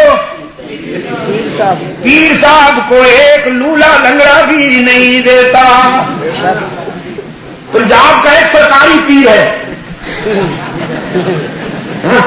بڑی اونچی ٹوپی رکھتا ہے، بڑے بڑے جرنیل اس کے مرید ہیں. اس کے تعویذوں کی قیمت ہے 0 میٹر کرولا جی مرسیڈیز. پوچھ گئے گورا پتر چاہیے ہی کہ کالا. ہاں تو جتنا ڈیمانڈ ہوں ادھر قیمت لگتی. اپنا نہ پتر اس ندیس وہی شان تو بھی سڑکے جا ندی ہو تو کبھی کبھی دکھا گا اپنے کرشمے اپنی ندیس میں پتر. ایک دن کوئی من چلا مرید آیا، کہنے لگا حضرت صاحب تھوڑی مہربانی نال میرے تے 10 12 ہو گئے تے تھوڑا ایک بھی نہیں. یہ وادی میں تانا مار دینے بھی تیرے پیر دی نہ دھی ہے نہ پتر ہے. حضرت کی جواب دیں انہوں نے؟ حضرت صاحب موج چاہ گئے، کہنے لگے پتر بڑے دے معاملات دخل نہیں دینا چاہیے. انہیں کیا جی نہیں دینا چاہیے، پر اج تے دے بیٹھے یہ جواب تے دے دو، آئندہ محتاط رہو. حضرت صاحب کہنے لگے بچے اللہ تعالیٰ سارے جہان نو اولاد دے رہا ہے کہ نہیں دے رہا؟ دریاؤں میں مچھلیوں کو، صحراؤں میں چیونٹیوں کو، جنگلوں میں درندوں پرندوں کو دے رہا ہے کہ نہیں دے رہا؟ اس نے کہا جی دے رہا. وہ اپنی بھی کوئی دھی پتر ہے؟ ان کا کوئی نہیں. پھر میرے کو کیوں پوچھنا ہے بچے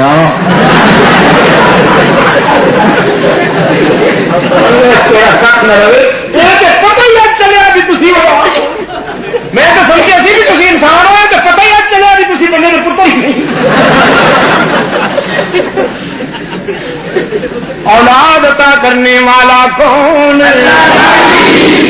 کبھی نہیں دیکھا ہوگا اپنے پرندوں کو کسی مزار پر اولاد مانگنے جا رہے ہیں.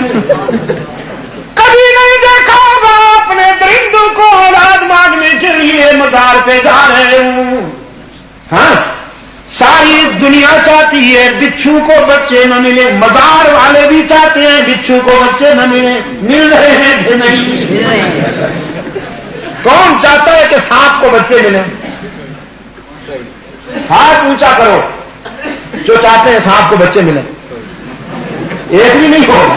میں اگر ساری دنیا سے پوچھوں تو یہی جواب ملے گا، نہیں ملنے چاہیے. مل رہے ہیں اسے کہ نہیں مل رہے؟ بچھو سانپ کو چھوڑیے، ساری دنیا میں زور لگا لیا مچھر ختم ہو جائے. DDT کے خزانے ختم ہو گئے، مچھر ختم نہیں ہوا.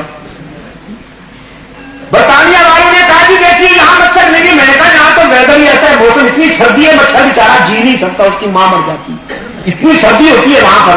تو میں نے کہا وہاں ساری کسر چوہوں میں نکال دی. 3 کلو کے چوہے ہیں مولانا برطانیہ میں 3 کلو کے چوہے. میں نے کہا یہ گورے بھی چوہوں کی نسل ہے.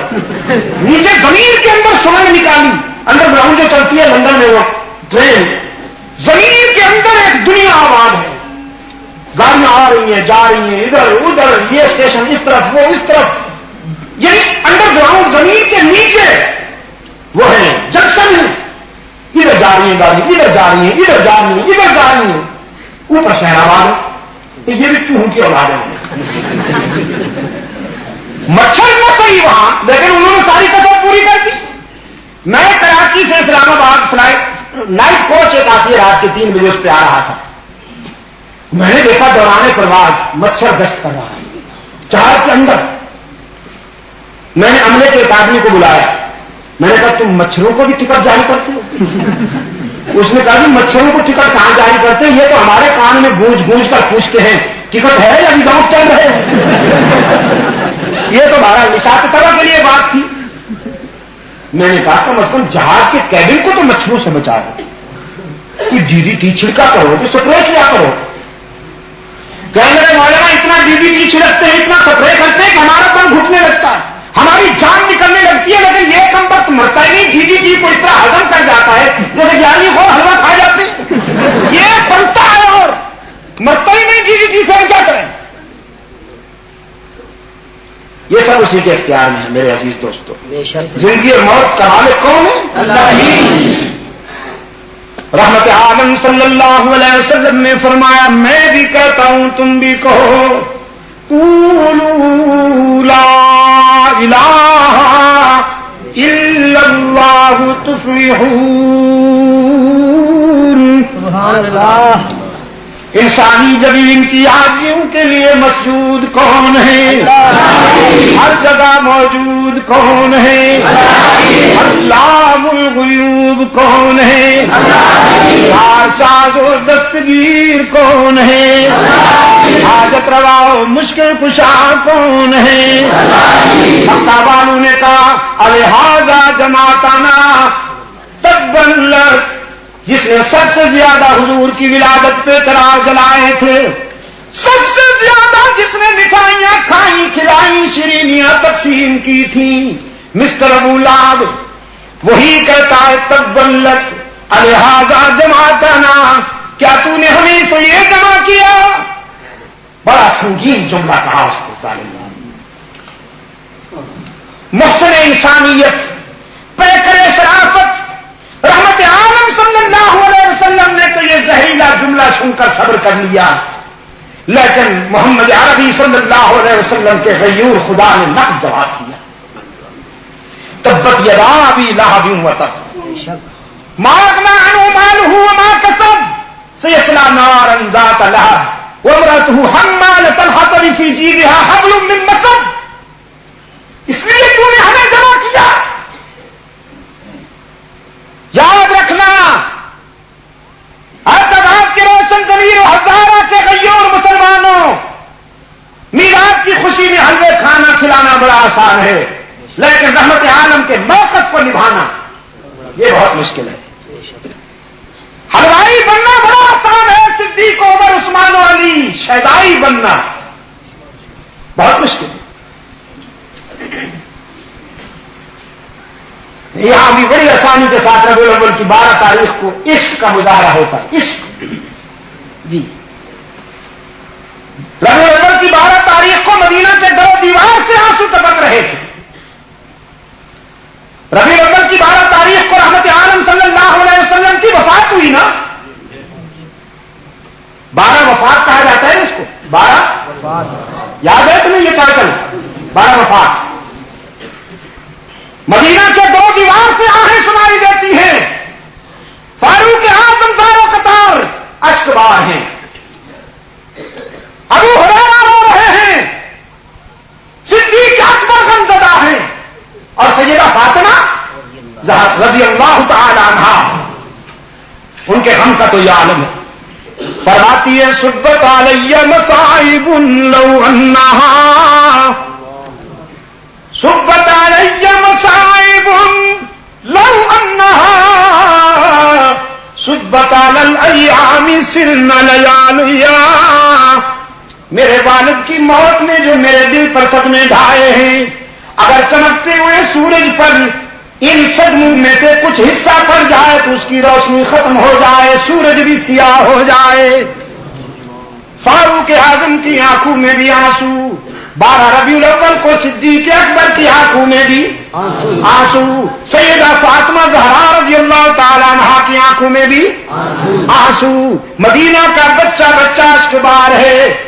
اور یہاں 12 ربیع الاول کو جشن. اونٹ کے گلے میں بھی ہار، ریڑھی پہ بھی ہار، ٹرک کے بونٹ پہ بھی ہار، گھوڑے کے گلے میں بھی ہار، مولوی صاحب کے گلے میں بھی ہار. پتہ نہیں چلتا ان میں سے سینئر کون ہے اور جونیئر کون ہے. اور میں کہا کرتا ہوں ہزارہ کے روشن ضمیروں، یہ ہار والے اکثر ہار جاتے ہیں.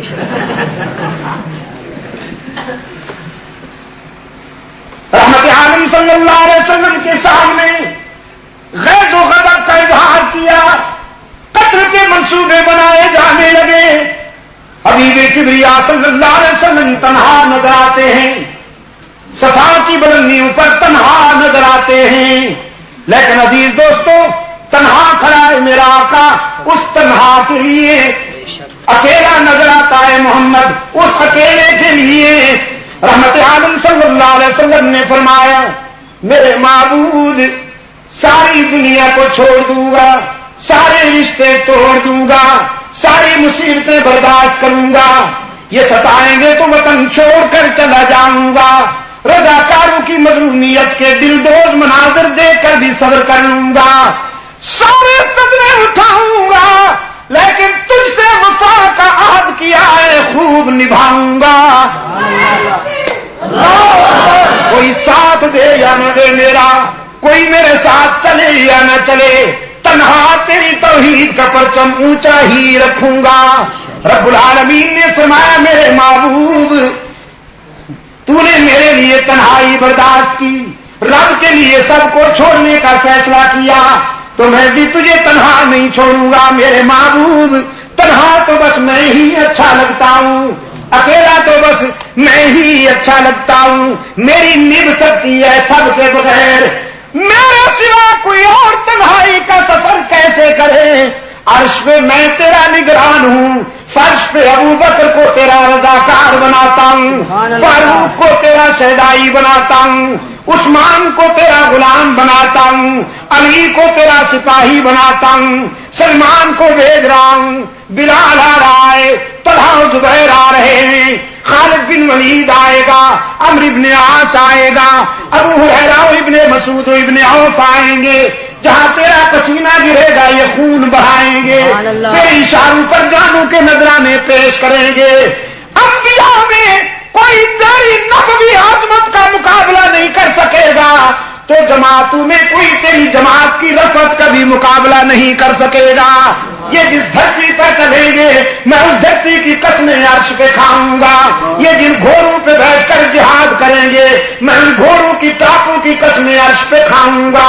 یہ تیری نبوت کے عینی گواہ بنیں گے، یہ تیرے موقف کے عینی گواہ بنیں گے، تیرے صحابہ میرا لشکر کہلائیں گے، میں ان کے ایمان کی حقانیت کا عینی گواہ بنوں گا. تجھے کیوں تنہا چھوڑوں گا میرے بابو. سرکار عالم صلی اللہ علیہ وسلم کی سیرت طیبہ اور آپ کا اسوہ حسنہ ہمارے لیے جو مثال پیش کرتا ہے وہ یہ ہے کہ اس سے کیا ہوا وعدہ نبھاؤ، دنیا ساتھ دے یا نہ دے، کوئی ایک بھی تمہارے ساتھ نہ چلے، لیکن اللہ سے کیا ہوا وعدہ نبھاؤ، انشاءاللہ وہ تمہیں کبھی رسوا نہیں ہونے دے گا. آج ہم مسائل کے گرداب میں الجھے ہوئے ہیں، ہر صبح ایک نیا اضطراب لے کر طلوع ہوتی ہے، دھماکے ہیں، نفرتیں ہیں، جی افلاس ہے، رشوت ہے، ڈاکے ہیں، اغوا ہیں، اور سب سے بڑا حادثہ جو اس سرزمین پہ ہوا وہ یہ ہے کہ دلوں میں اتنے فاصلے پیدا ہو گئے ہیں کہ سمجھ میں نہیں آتا یہ فاصلے کیسے اور کب ختم ہو. جنوبی ایشیا کا وہ مسلمان، برے صغیر کا وہ مسلمان جو لا الہ الا اللہ محمد الرسول اللہ کی پہچان سے پہچانا جاتا ہے، جس کی پہچان صرف لا الہ الا اللہ محمد رسول اللہ. آج وہ بلوچ کہلانا، پٹھان کہلانا، पंजाबी कहलाना, सिंधी कहलाना और मुहाजिर कहलाना काबिल फख्र समझता है। ला इलाहा इल्लल्लाह मुहम्मद रसूलुल्लाह की बात है। मसनद इत्तलार पर बैठने वाले हजरात 90 दिन की लाठी से अपनी गाड़ी चला रहे हैं। 90 दिन, पहले 90 दिन 11 साल थे, अब ये 90 दिन 22 होना तो ऐसे ही चाहिए ना जी। और ये याद रखिएगा मेरी पेशीन गोई, ये 90 दिन की तवील होंगे। अगर ये तवील न हो तो फिर जब मेरा कहा तो आप कह दीजिएगा शाह साहब आपका तज्जिया गलत। ये 90 दिन भी तवील होंगे, समझे आपने? इसलिए कि किराए के मौलवी उनको मिले हुए हैं।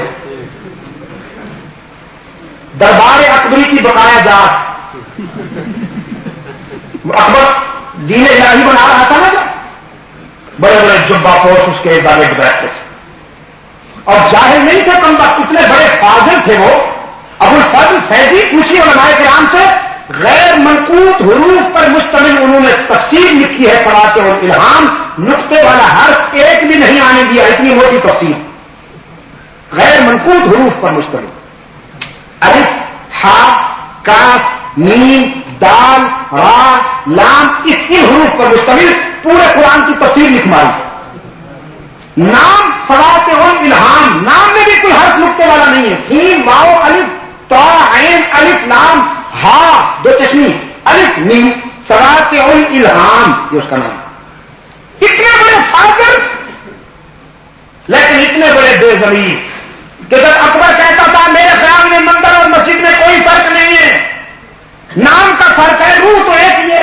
मस्जिद में अल्लाह पुकारा जाता है, वहां राम पुकारा जाता है, तो अल्लाह और राम में क्या फर्क है? क्यों मौलवी साहब? ये बेज़मीर कहते थे बेशक कोई फर्क नहीं साहब। वो कहता था मेरे ख्याल में दूध और शराब में कोई फर्क नहीं, वो भी अल्लाह ने बनाया है, ये भी अल्लाह ने बनाया है, क्या ख्याल है तुम्हारा? ये बेज़मीर कहते थे बेशक कोई फर्क नहीं साहब। वो कहता था मुसलमान लड़की हिंदू के घर में बीवी बनकर रह सकती है, अगर वो भी तो अल्लाह की मखलूक है, क्यों अल्लामा साहब? ये तौल पे हाथ फेर के कहते थे बेशक रह सकती है साहब।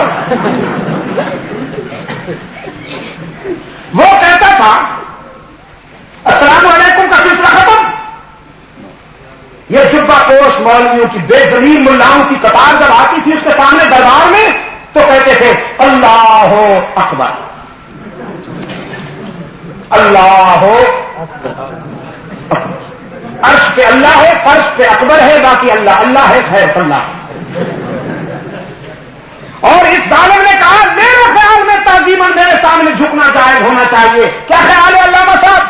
ये कहते थे बेशक जी झुकना क्या चाहिए, पहले हम झुकेंगे। झुक के आते अल्लाह ने एक रोशन ज़मीर को तौफीक अता फरमाई जिसने इस अंधेरी रात में सच्चाई का चिराग रोशन किया। हाँ, तो तेज तुंद लेकिन चिराग अपने जला रहा है, वो मर्द दुर्वेश जिसको हक ने दिए हैं अंदाज खुसरवाना। मुजद्दिद फसानी रहमतुल्लाह तआला ने इस जालिम की आंखों में आंखें डालकर आए, कहने लगे सारा जहान तेरे आगे झुक जाए लेकिन मैं नहीं झुकूंगा। ये सर उसके आगे खुलूस के साथ झुका है, तक सकता है, उसके सिवा किसी और के आगे झुक नहीं सकता। पहले दीवार जिंदा डाल दिया गया उन्हें। एक दिन अपने दरबारियों में बैठकर कहने लगा एक मौलवी को अगर हम न झुका सके तो तारीख हमें अच्छे अल्फाज में याद नहीं करेगी। हमारा ये जाहो जलाल, हमारा ये तनतना, हमारा ये दबदबा किस काम का? हम एक मुल्ला को न झुका सके, कोई ऐसी तजवीज दो कि हम इसको झुकने पर मजबूर कर दें। दरबारियों ने कहा जी अभी अभी एक तजवीज उतरी है। उसने कहा कौन सी? कहने लगे आप अपने दरबार में दीवार बनाइए, उसमें निचले हिस्से में खिड़की लगाइए, मुजद्दिद को यहां बुलाइए अपने दरबार में, उस खिड़की से गुजरेगा तो सर झुका के गुजरेगा, फतवा हम तैयार करके बैठे होंगे, जो इतना झुकेगा हम फतवा दे देंगे, सजदा हो गया। इनके फतवे दे सकते होते हैं। बड़ा खुश हुआ, कहने लगा शाबाश तुमने हक नमक अदा कर दिया। फौरन दीवार बनाई गई, उसमें विंडो बनाई गई, مجدد الفسانی رحمت اللہ علیہ زنجیروں کی جھنکار میں لائے گئے. جب دیوار کے سامنے آئے, ونڈو دیکھا, سارا پلان سمجھ میں آ گیا, سارا منصوبہ سمجھ میں آ گیا. بیٹھ کر سر جھکانے کے بجائے دونوں پاؤں پہلے دیوار میں, پھر سر اونچا کر کے انتر کر کھڑے ہو گئے. فرمانے لگے یہ اس کے آگے جھکنے کے لیے ہے.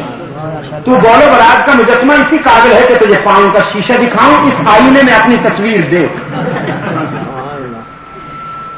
یہ لوگ بہت تھوڑے ہوتے ہیں تعداد میں.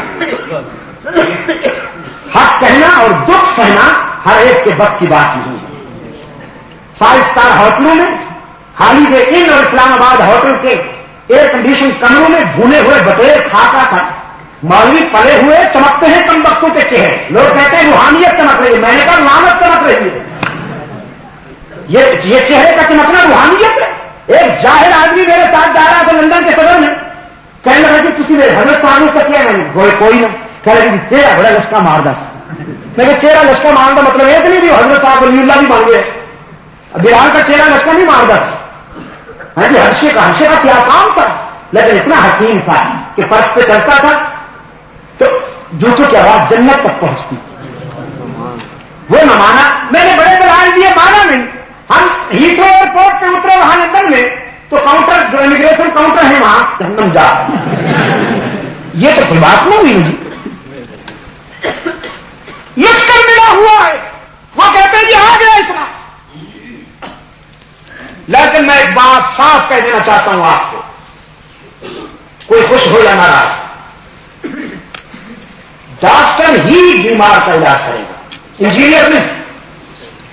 انجینئر ہی عمارت بنائے گا, بلڈنگ بنائے گا, ڈاکٹر نہیں. اسلامی قانون کے نفاذ کے لیے اسی وقت پرخلوص کوششیں ہوں گی جب اس مسند پر کوئی خود قرآن و سنت پر عمل کرنے والا اور رسول اللہ کا غلام بیٹھا ہوگا. یہ صبح اٹھ کر سب سے پہلا کام یہی کرتا ہے, رجب بیٹھتا ہے, حجام کو بلا کر کہتا ہے اچھی طرح سے صفایا کر دے اس کا.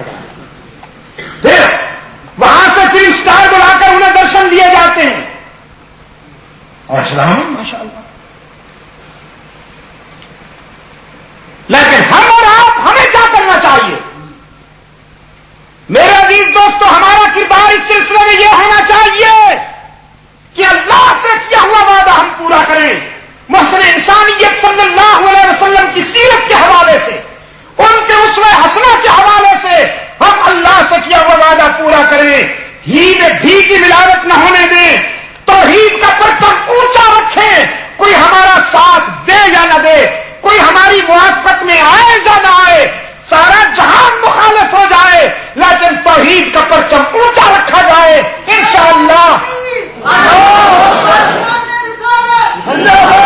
انشاءاللہ اللہ آپ کو رسوا نہیں ہونے دے. میں مثال پیش کیا کرتا ہوں, قرآن کریم نے ایک تجزیہ کیا ہے. فرمایا وَضَرَبَ اللَّهُ مَثَلًا قَرْيَةً كَانَتْ آمِنَةً مُطْمَئِنَّةً يَأْتِيهَا رِزْقُهَا رَغَدًا مِّن كُلِّ مَكَانٍ فَكَفَرَتْ بِأَنْعُمِ اللَّهِ فَأَذَاقَهَا اللَّهُ لِبَاسَ الْجُوعِ وَالْخَوْفِ بِمَا كَانُوا يَصْنَعُونَ. اس بستی کی مثال یاد کرو جس کے رہنے والے ہم سے وفا کرتے تھے, ہم ان کی وفاؤں کی جزا دیا کرتے تھے. چاروں طرف سے رزق کھچ کھچ کے آتا تھا, امن تھا, سکون تھا, آپس میں پیار اور محبت تھی. ان کی مٹی بھی سونا بن جاتی تھی, وہ پتھروں کو چھوتے تھے تو سونا بن جاتا تھا. پرسکون زندگی گزار رہے تھے. لیکن پھر ان کی بد نصیبی کا دور آیا, انہوں نے غداری کی راہ اختیار کی, ہم سے کیا ہوا وعدہ بھول گئے. رب العالمین نے فرمایا پھر ہم نے بھی انہیں تنہا چھوڑ دیا. پہلے وہ مٹی کو چھوتے تھے تو سونا بن جاتی تھی, پھر سونے کو بھی ہاتھ لگاتے تھے تو مٹی بن جاتا تھا. پہلے ان میں محبت تھی, اتحاد تھا, پھر نفرت آ گئی, انشقاق و انفراق آ گیا. پہلے مل کر رہتے تھے پھر ریزہ ریزہ ہو گئے، پہلے پرامن زندگی گزارتے تھے پھر خوف آ گیا، دھماکے ہونے لگے۔ الہ العالمین اتنی بڑی سزا کیوں؟ فرمایا بما کانوا یصنعون، جو بویا وہی کاٹا۔ یہ تو کبھی نہیں ہو سکتا نا کہ آپ جو بوئیں اور گندم کاٹیں، جو کاٹیں گے جو بوئیں گے وہی کاٹنا پڑے گا۔ سعودی عرب میں اللہ جب آپ کو لے جائے تو میری یہ بات یاد رکھنا، آپ چلے جائیے گا جدہ سے مکہ مکرمہ اور مدینہ طیبہ تک، اگر آپ کو اللہ توفیق دے تو باقی مقامات بھی دیکھیے گا، کہیں آپ کو جھنڈی نہیں ملے گی، کہیں آپ کو آستانہ نہیں ملے گا، کہیں آپ کو مجاور نظر نہیں آئیں گے۔ وہاں تو بس دو مرکز ہیں، مکہ میں اللہ کا گھر ہے اور مدینہ میں رحمت عالم کا در ہے۔ انہیں جب بھوک لگتی ہے تو ملتزم سے لپٹ کر اللہ سے رزق مانگ لیتے ہیں، اور جب پیاسے ہوتے ہیں تو سبز گنبد کا نظارہ کر کے دل کی پیاس بجھا لیتے ہیں۔ اللہ نے انہیں کسی کا محتاج ہی نہیں بنایا۔ ان کی مٹی سونا بن رہی ہے کہ نہیں؟ ہمارے منصوبے پڑے ہوئے ہیں کہ سرمایہ نہیں، اور ان کا سرمایہ پڑا ہوا ہے کہ کہاں خرچ کیا جائے۔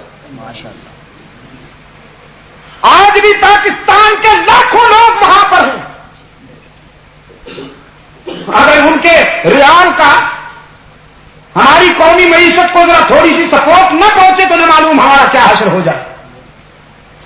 اور ہیں اتنے بڑے نمک حلال یہ کھاتے وہی ہیں اور پھر گالیاں بھی انہیں کو دیتے۔ اب بھی انہوں نے کچھ حلوائی وہاں پکڑے، اکانے لے رکھے تھے، انہوں نے اکانے لے رکھے تھے، چن چن کر انہوں نے نکالا سب کو۔ میں نے کہا اللہ ان پر مہربانی اسی لیے ہے کہ شرک و بدعت کے ساتھ وہ سمجھوتا نہیں کرتا۔ انسانی نقطہ نظر سے ان میں کمزوریاں ہیں، بے شک میں مانتا ہوں، انسانی نقطہ نظر سے ان میں خطائیں بھی ہیں، لیکن شرک و بدعت کے دشمن ہیں بے شک۔ اور یہاں کے حلوائی مطالبہ کر رہے ہیں کھلا شہر قرار دیا جائے مکہ مکرمہ کو بھی اور مدینہ طیبہ کو بھی، تاکہ وہاں طبلہ سرنگی کی دھنوں میں قوالیاں ہوں۔ دھمکی دی جا رہی ہے، ایک پڑوسی ملک کی طرف سے بھی دھمکیاں دی جا رہی ہیں، لیکن انشاءاللہ یہ ہمارا ایمان ہے، ایمان بھی ہے مشاہدہ بھی ہے۔ ایمان کی حد تک ہمارے سامنے وہ حقیقت ہے کہ اگر ابرہہ ہاتھیوں کا لشکر لے کے آیا، اللہ نے چھوٹے چھوٹے پرندوں سے اس کا بھرکس نکال دیا۔ آج بھی اگر کوئی ابرہہ کے راستے پہ چلے گا تو وہ پرندے آج بھی کھڑے ہوئے۔ اللہ کی شان دیکھیے، مینا میں عرفات اور مینا کے درمیان وہ جگہ جہاں پر ابرہہ کے ہاتھیوں پر ابابیلوں نے اٹیک کیا، اس وادی سے جہاں سے جلدی گزر جانے کا حکم ہوتا ہے حجاج کو، مزدلفہ سے آتے ہوئے مینا کی طرف اس مقام سے جلدی سے گزر جانے کا حکم ہے۔ اس مقام پر اس وادی میں آج تک ابابیلوں کا آنا جانا جاری ہے۔ خاص اس ٹائم پر تو اتنے بڑی تعداد میں ابابیل آ جاتے کہ آسمان نظر نہیں آتا۔ میں جب عمرے پہ وہاں جاتا ہوں تو اس ٹائم پر ضرور جاتا ہوں، وہاں دیکھنے کے لیے کھڑا ہو جاتا ہوں۔ اس قدر ابابیل جمع ہو جاتے ہیں کہ آسمان نظر نہیں آتا۔ نسلم بعد نسلم ہزاروں سال گزر گئے، وہ پرندے چلے آ رہے ہیں۔ فطرت کی طرف سے اشارہ ہے انسانوں کو، اللہ تمہارے تعاون کا محتاج نہیں ہے۔ اگر کوئی ابرہہ کا کردار اختیار کرے گا، تم گھروں میں بیٹھے رہو گے تو اللہ کا لشکر آج بھی موجود ہے اس کو ریزہ ریزہ کرنے کے لیے۔ میرے عزیز دوستو، سرکار دو عالم صلی اللہ علیہ وسلم کی سیرت اور آپ کا اسوہ حسنہ انسانیت کی نجات کے لیے بہترین شاہراہ ہے۔ اللہ ہم سب کو عملاً اس پر چلنے اور اپنی زندگیاں سنوارنے کی توفیق عطا فرمائے۔ میں بہت شکر گزار ہوں آپ سب حضرات کا، جنہوں نے بگڑے ہوئے موسم میں بھی اتنی بڑی تعداد میں یہاں تشریف لائے۔ جی ہاں، یہ عجیب بات پوچھی گئی، جزاکم اللہ، آپ نے یاد دلا دیا۔ اسلم قریشی کے بارے میں جو خبریں آئی ہیں، اس سلسلے میں میرا ایک بیان غالباً آج کے اخبارات میں بھی آیا ہے پشاور سے۔ بات یہ ہے کہ اسلم قریشی نے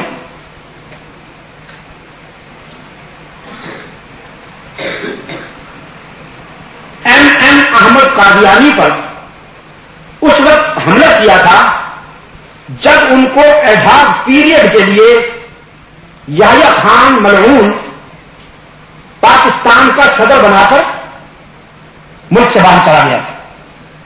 اس نے ایمانی جذبے سے مغلوب ہو کر بغیر کسی پلاننگ کے، بغیر کسی کو بتائے، اپنے جذبہ ایمان سے مغلوب ہو کر اس پر حملہ کیا.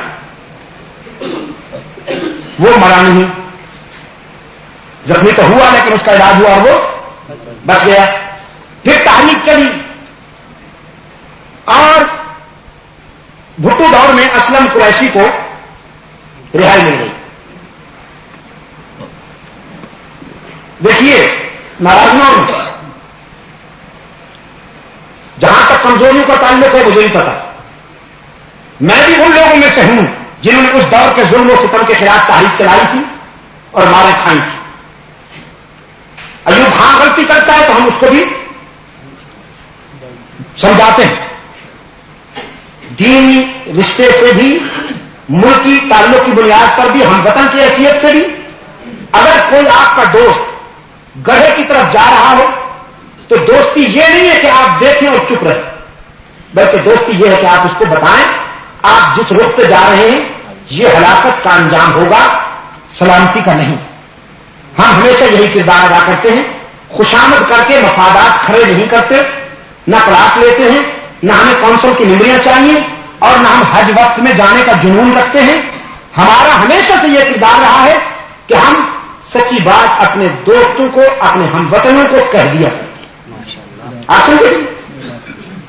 لیکن اس کے دور میں یہ باتیں ہوئی جو تاریخ کا ایک حصہ ہے کہ پوری قوم نے جب یہ مطالبہ کیا کہ قادیانیوں کو غیر مسلم اقلیت قرار دیا جائے تو اس نے یہ مطالبہ مان لیا. اسمبلی نے متفقہ فیصلہ کیا کہ مرزا غلام قادیانی کی نبوت پر ایمان لانے والے، اس کا فالو کرنے والے ملت اسلامیہ سے نہیں ہیں. اسی طرح اسلم قریشی کو بھی آزادی مل گئی. لیکن جب اس کو آزادی ملی تو یہ اس کے پیچھے پڑ گئے. اغوا ہونے سے 7 روز پہلے سیال کوٹ میں گیا.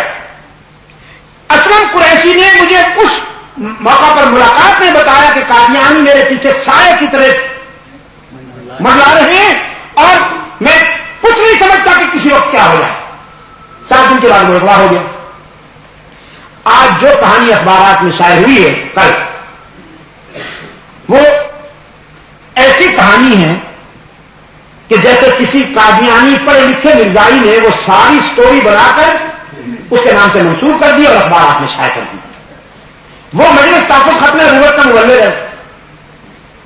اگر وہ واپس آتا ہے تو اسے سیدھا مجلس تحفظ ختم نبوت کے دفتر میں آنا چاہیے، کیونکہ اسے پتا ہے کہ میرے لیے اتنی بڑی تحریک چڑھائی گئی. وہ نہ مجلس تحفظ ختم نبوت کے دفتر میں آتا ہے، نہ کسی اور عالم سے رابطہ قائم کرتا ہے، بلکہ سیدھا وہاں پہنچتا ہے.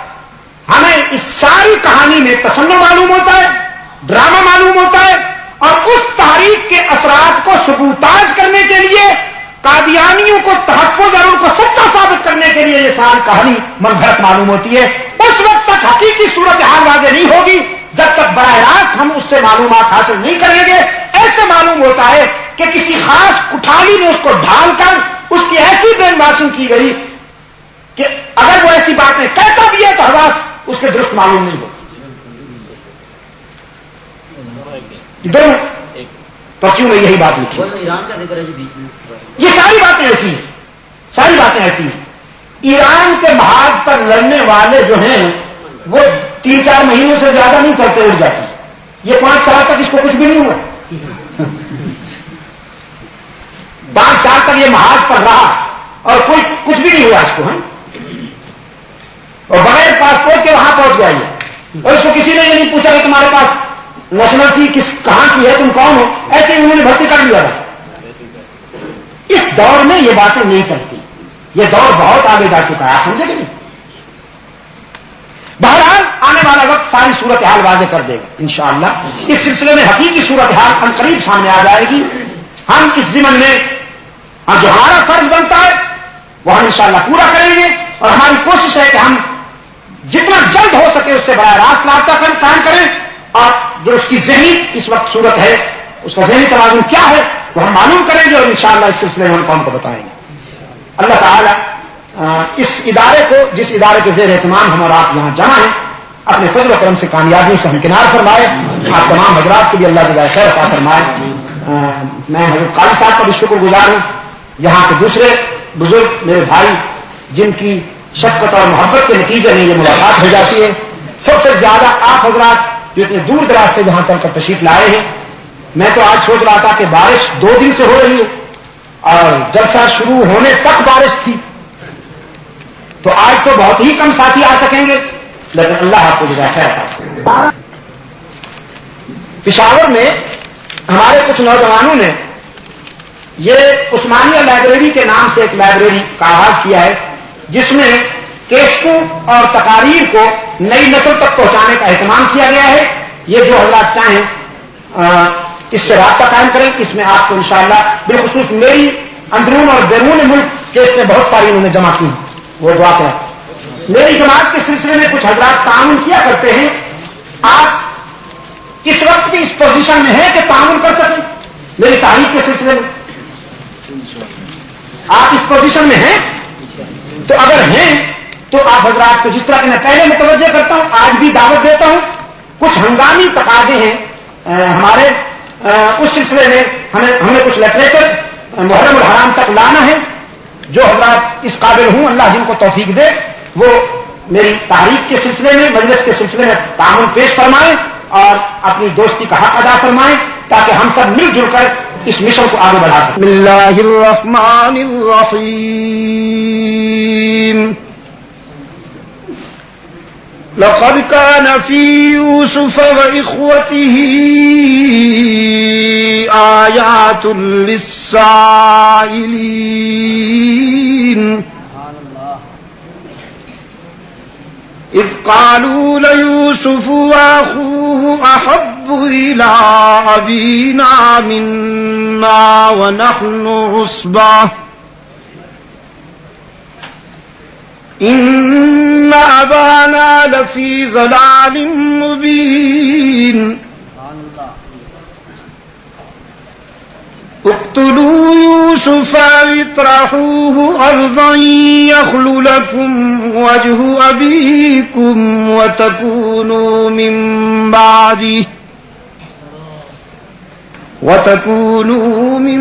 بعده قوما صالحين. قال قائل منهم لا تقتلوا يوسف وألقوه في غيابة الجب يلتقط بعض السيارة إن كنتم فاعلين. قالوا يا أبانا ما لك لا تأمنا على يوسف وإنا له لناصحون أرسله معنا غدا يرتع ويلعب وإنا له لحافظون. قال إني ليحزنني أن تذهبوا به وأخاف أن يأكله الذئب وأنتم عنه غافلون. قالوا لئن أكله الذئب ونحن عصبة إنا إذا لخاسرون. فلما ذهبوا به وأجمعوا أن يجعلوه في غيابة الجب أوحينا إليه لتنبئنهم بأمرهم هذا وهم لا يشعرون. وجاءوا أباهم عشاء يبكون. قالوا يا أبانا إنا ذهبنا نستبق وتركنا يوسف عند متاعنا فأكله الذئب وما أنت بمؤمن لنا ولو كنا صادقين صدق الله مولانا العظيم اللهم صل على سيدنا محمد النبي الأمي وعلى آله وأصحابه وبارك وسلم ربنا آتنا في الدنيا حسنة وفي الآخرة حسنة وقنا عذاب النار ربنا ظلمنا أنفسنا وإن لم تغفر لنا وترحمنا لنكونن من الخاسرين اے اللہ عالم اسلام کی مدد فرما مسلمان جہاں کہیں مظلوم ہیں اپنے فضل و کرم سے اے اللہ ان کی دستگیری فرما بالخصوص فلسطین کے مسلمانوں کی مدد فرما انہیں سرخ و سفید سامراج کی سازشوں سے محفوظ و معمون فرما افغانستان کے مسلمانوں کو اے اللہ نظریاتی منزل عطا فرما انہیں بھی جبر و استبداد کی کالی رات سے نجات عطا فرما غیر مسلم ممالک میں رہنے والے مسلمانوں کے ایمان کی حفاظت فرما اے اللہ ان کے جان مال آن کی حفاظت فرما پاکستان کو اپنے فضل و کرم کے ساتھ قرآن و سنت پر مبنی آئین دور خلافت راشدہ سے نسبت رکھنے والا عادلانہ طرز زندگی عطا فرما تمام روحانی جسمانی بیماروں کو اے اللہ شفاء کاملہ عطا فرما الہ العالمین ہمیں ہماری اولاد کو ہر فتنے سے محفوظ و معمول فرما دینی مراکز دینی مشاغل دینی مدارس کو ترقی اور فروغ عطا فرما سراج العلوم کو بھی جس کے تبلیغی پلیٹ فارم پر ہم اور آپ جمع ہیں الہ العالمین منتظمین کو معلمین کو متعلمین کو معاونین کو سب کو جزائے خیر عطا فرما اور ان کی توقعات سے زیادہ انہیں کامیابیوں سے ہمکنار فرما حضرت قاضی صاحب کے اخلاص میں علم و عمل میں اے اللہ برکت عطا فرما ان کی کوششوں سے یہاں حق و صداقت کی جو روشنی پھیل رہی ہے الہ العالمین اسے قبول فرما ان کے بچوں کو بھی ان کا صحیح وارث اور جانشین بنا ان کی دعاؤں کا حقیقی مصداق بنا اے اللہ ہم سب کی تمنا اور آرزوئیں پوری فرما اپنے فضل و کرم سے اے اللہ ہم سب کو دنیا اور آخرت کی رسوائیوں سے محفوظ و معمون فرما وصلی اللہ تعالی علی خیر خلقہ محمد وعلی آلہ واصحابہ وبارک وسلم علیہ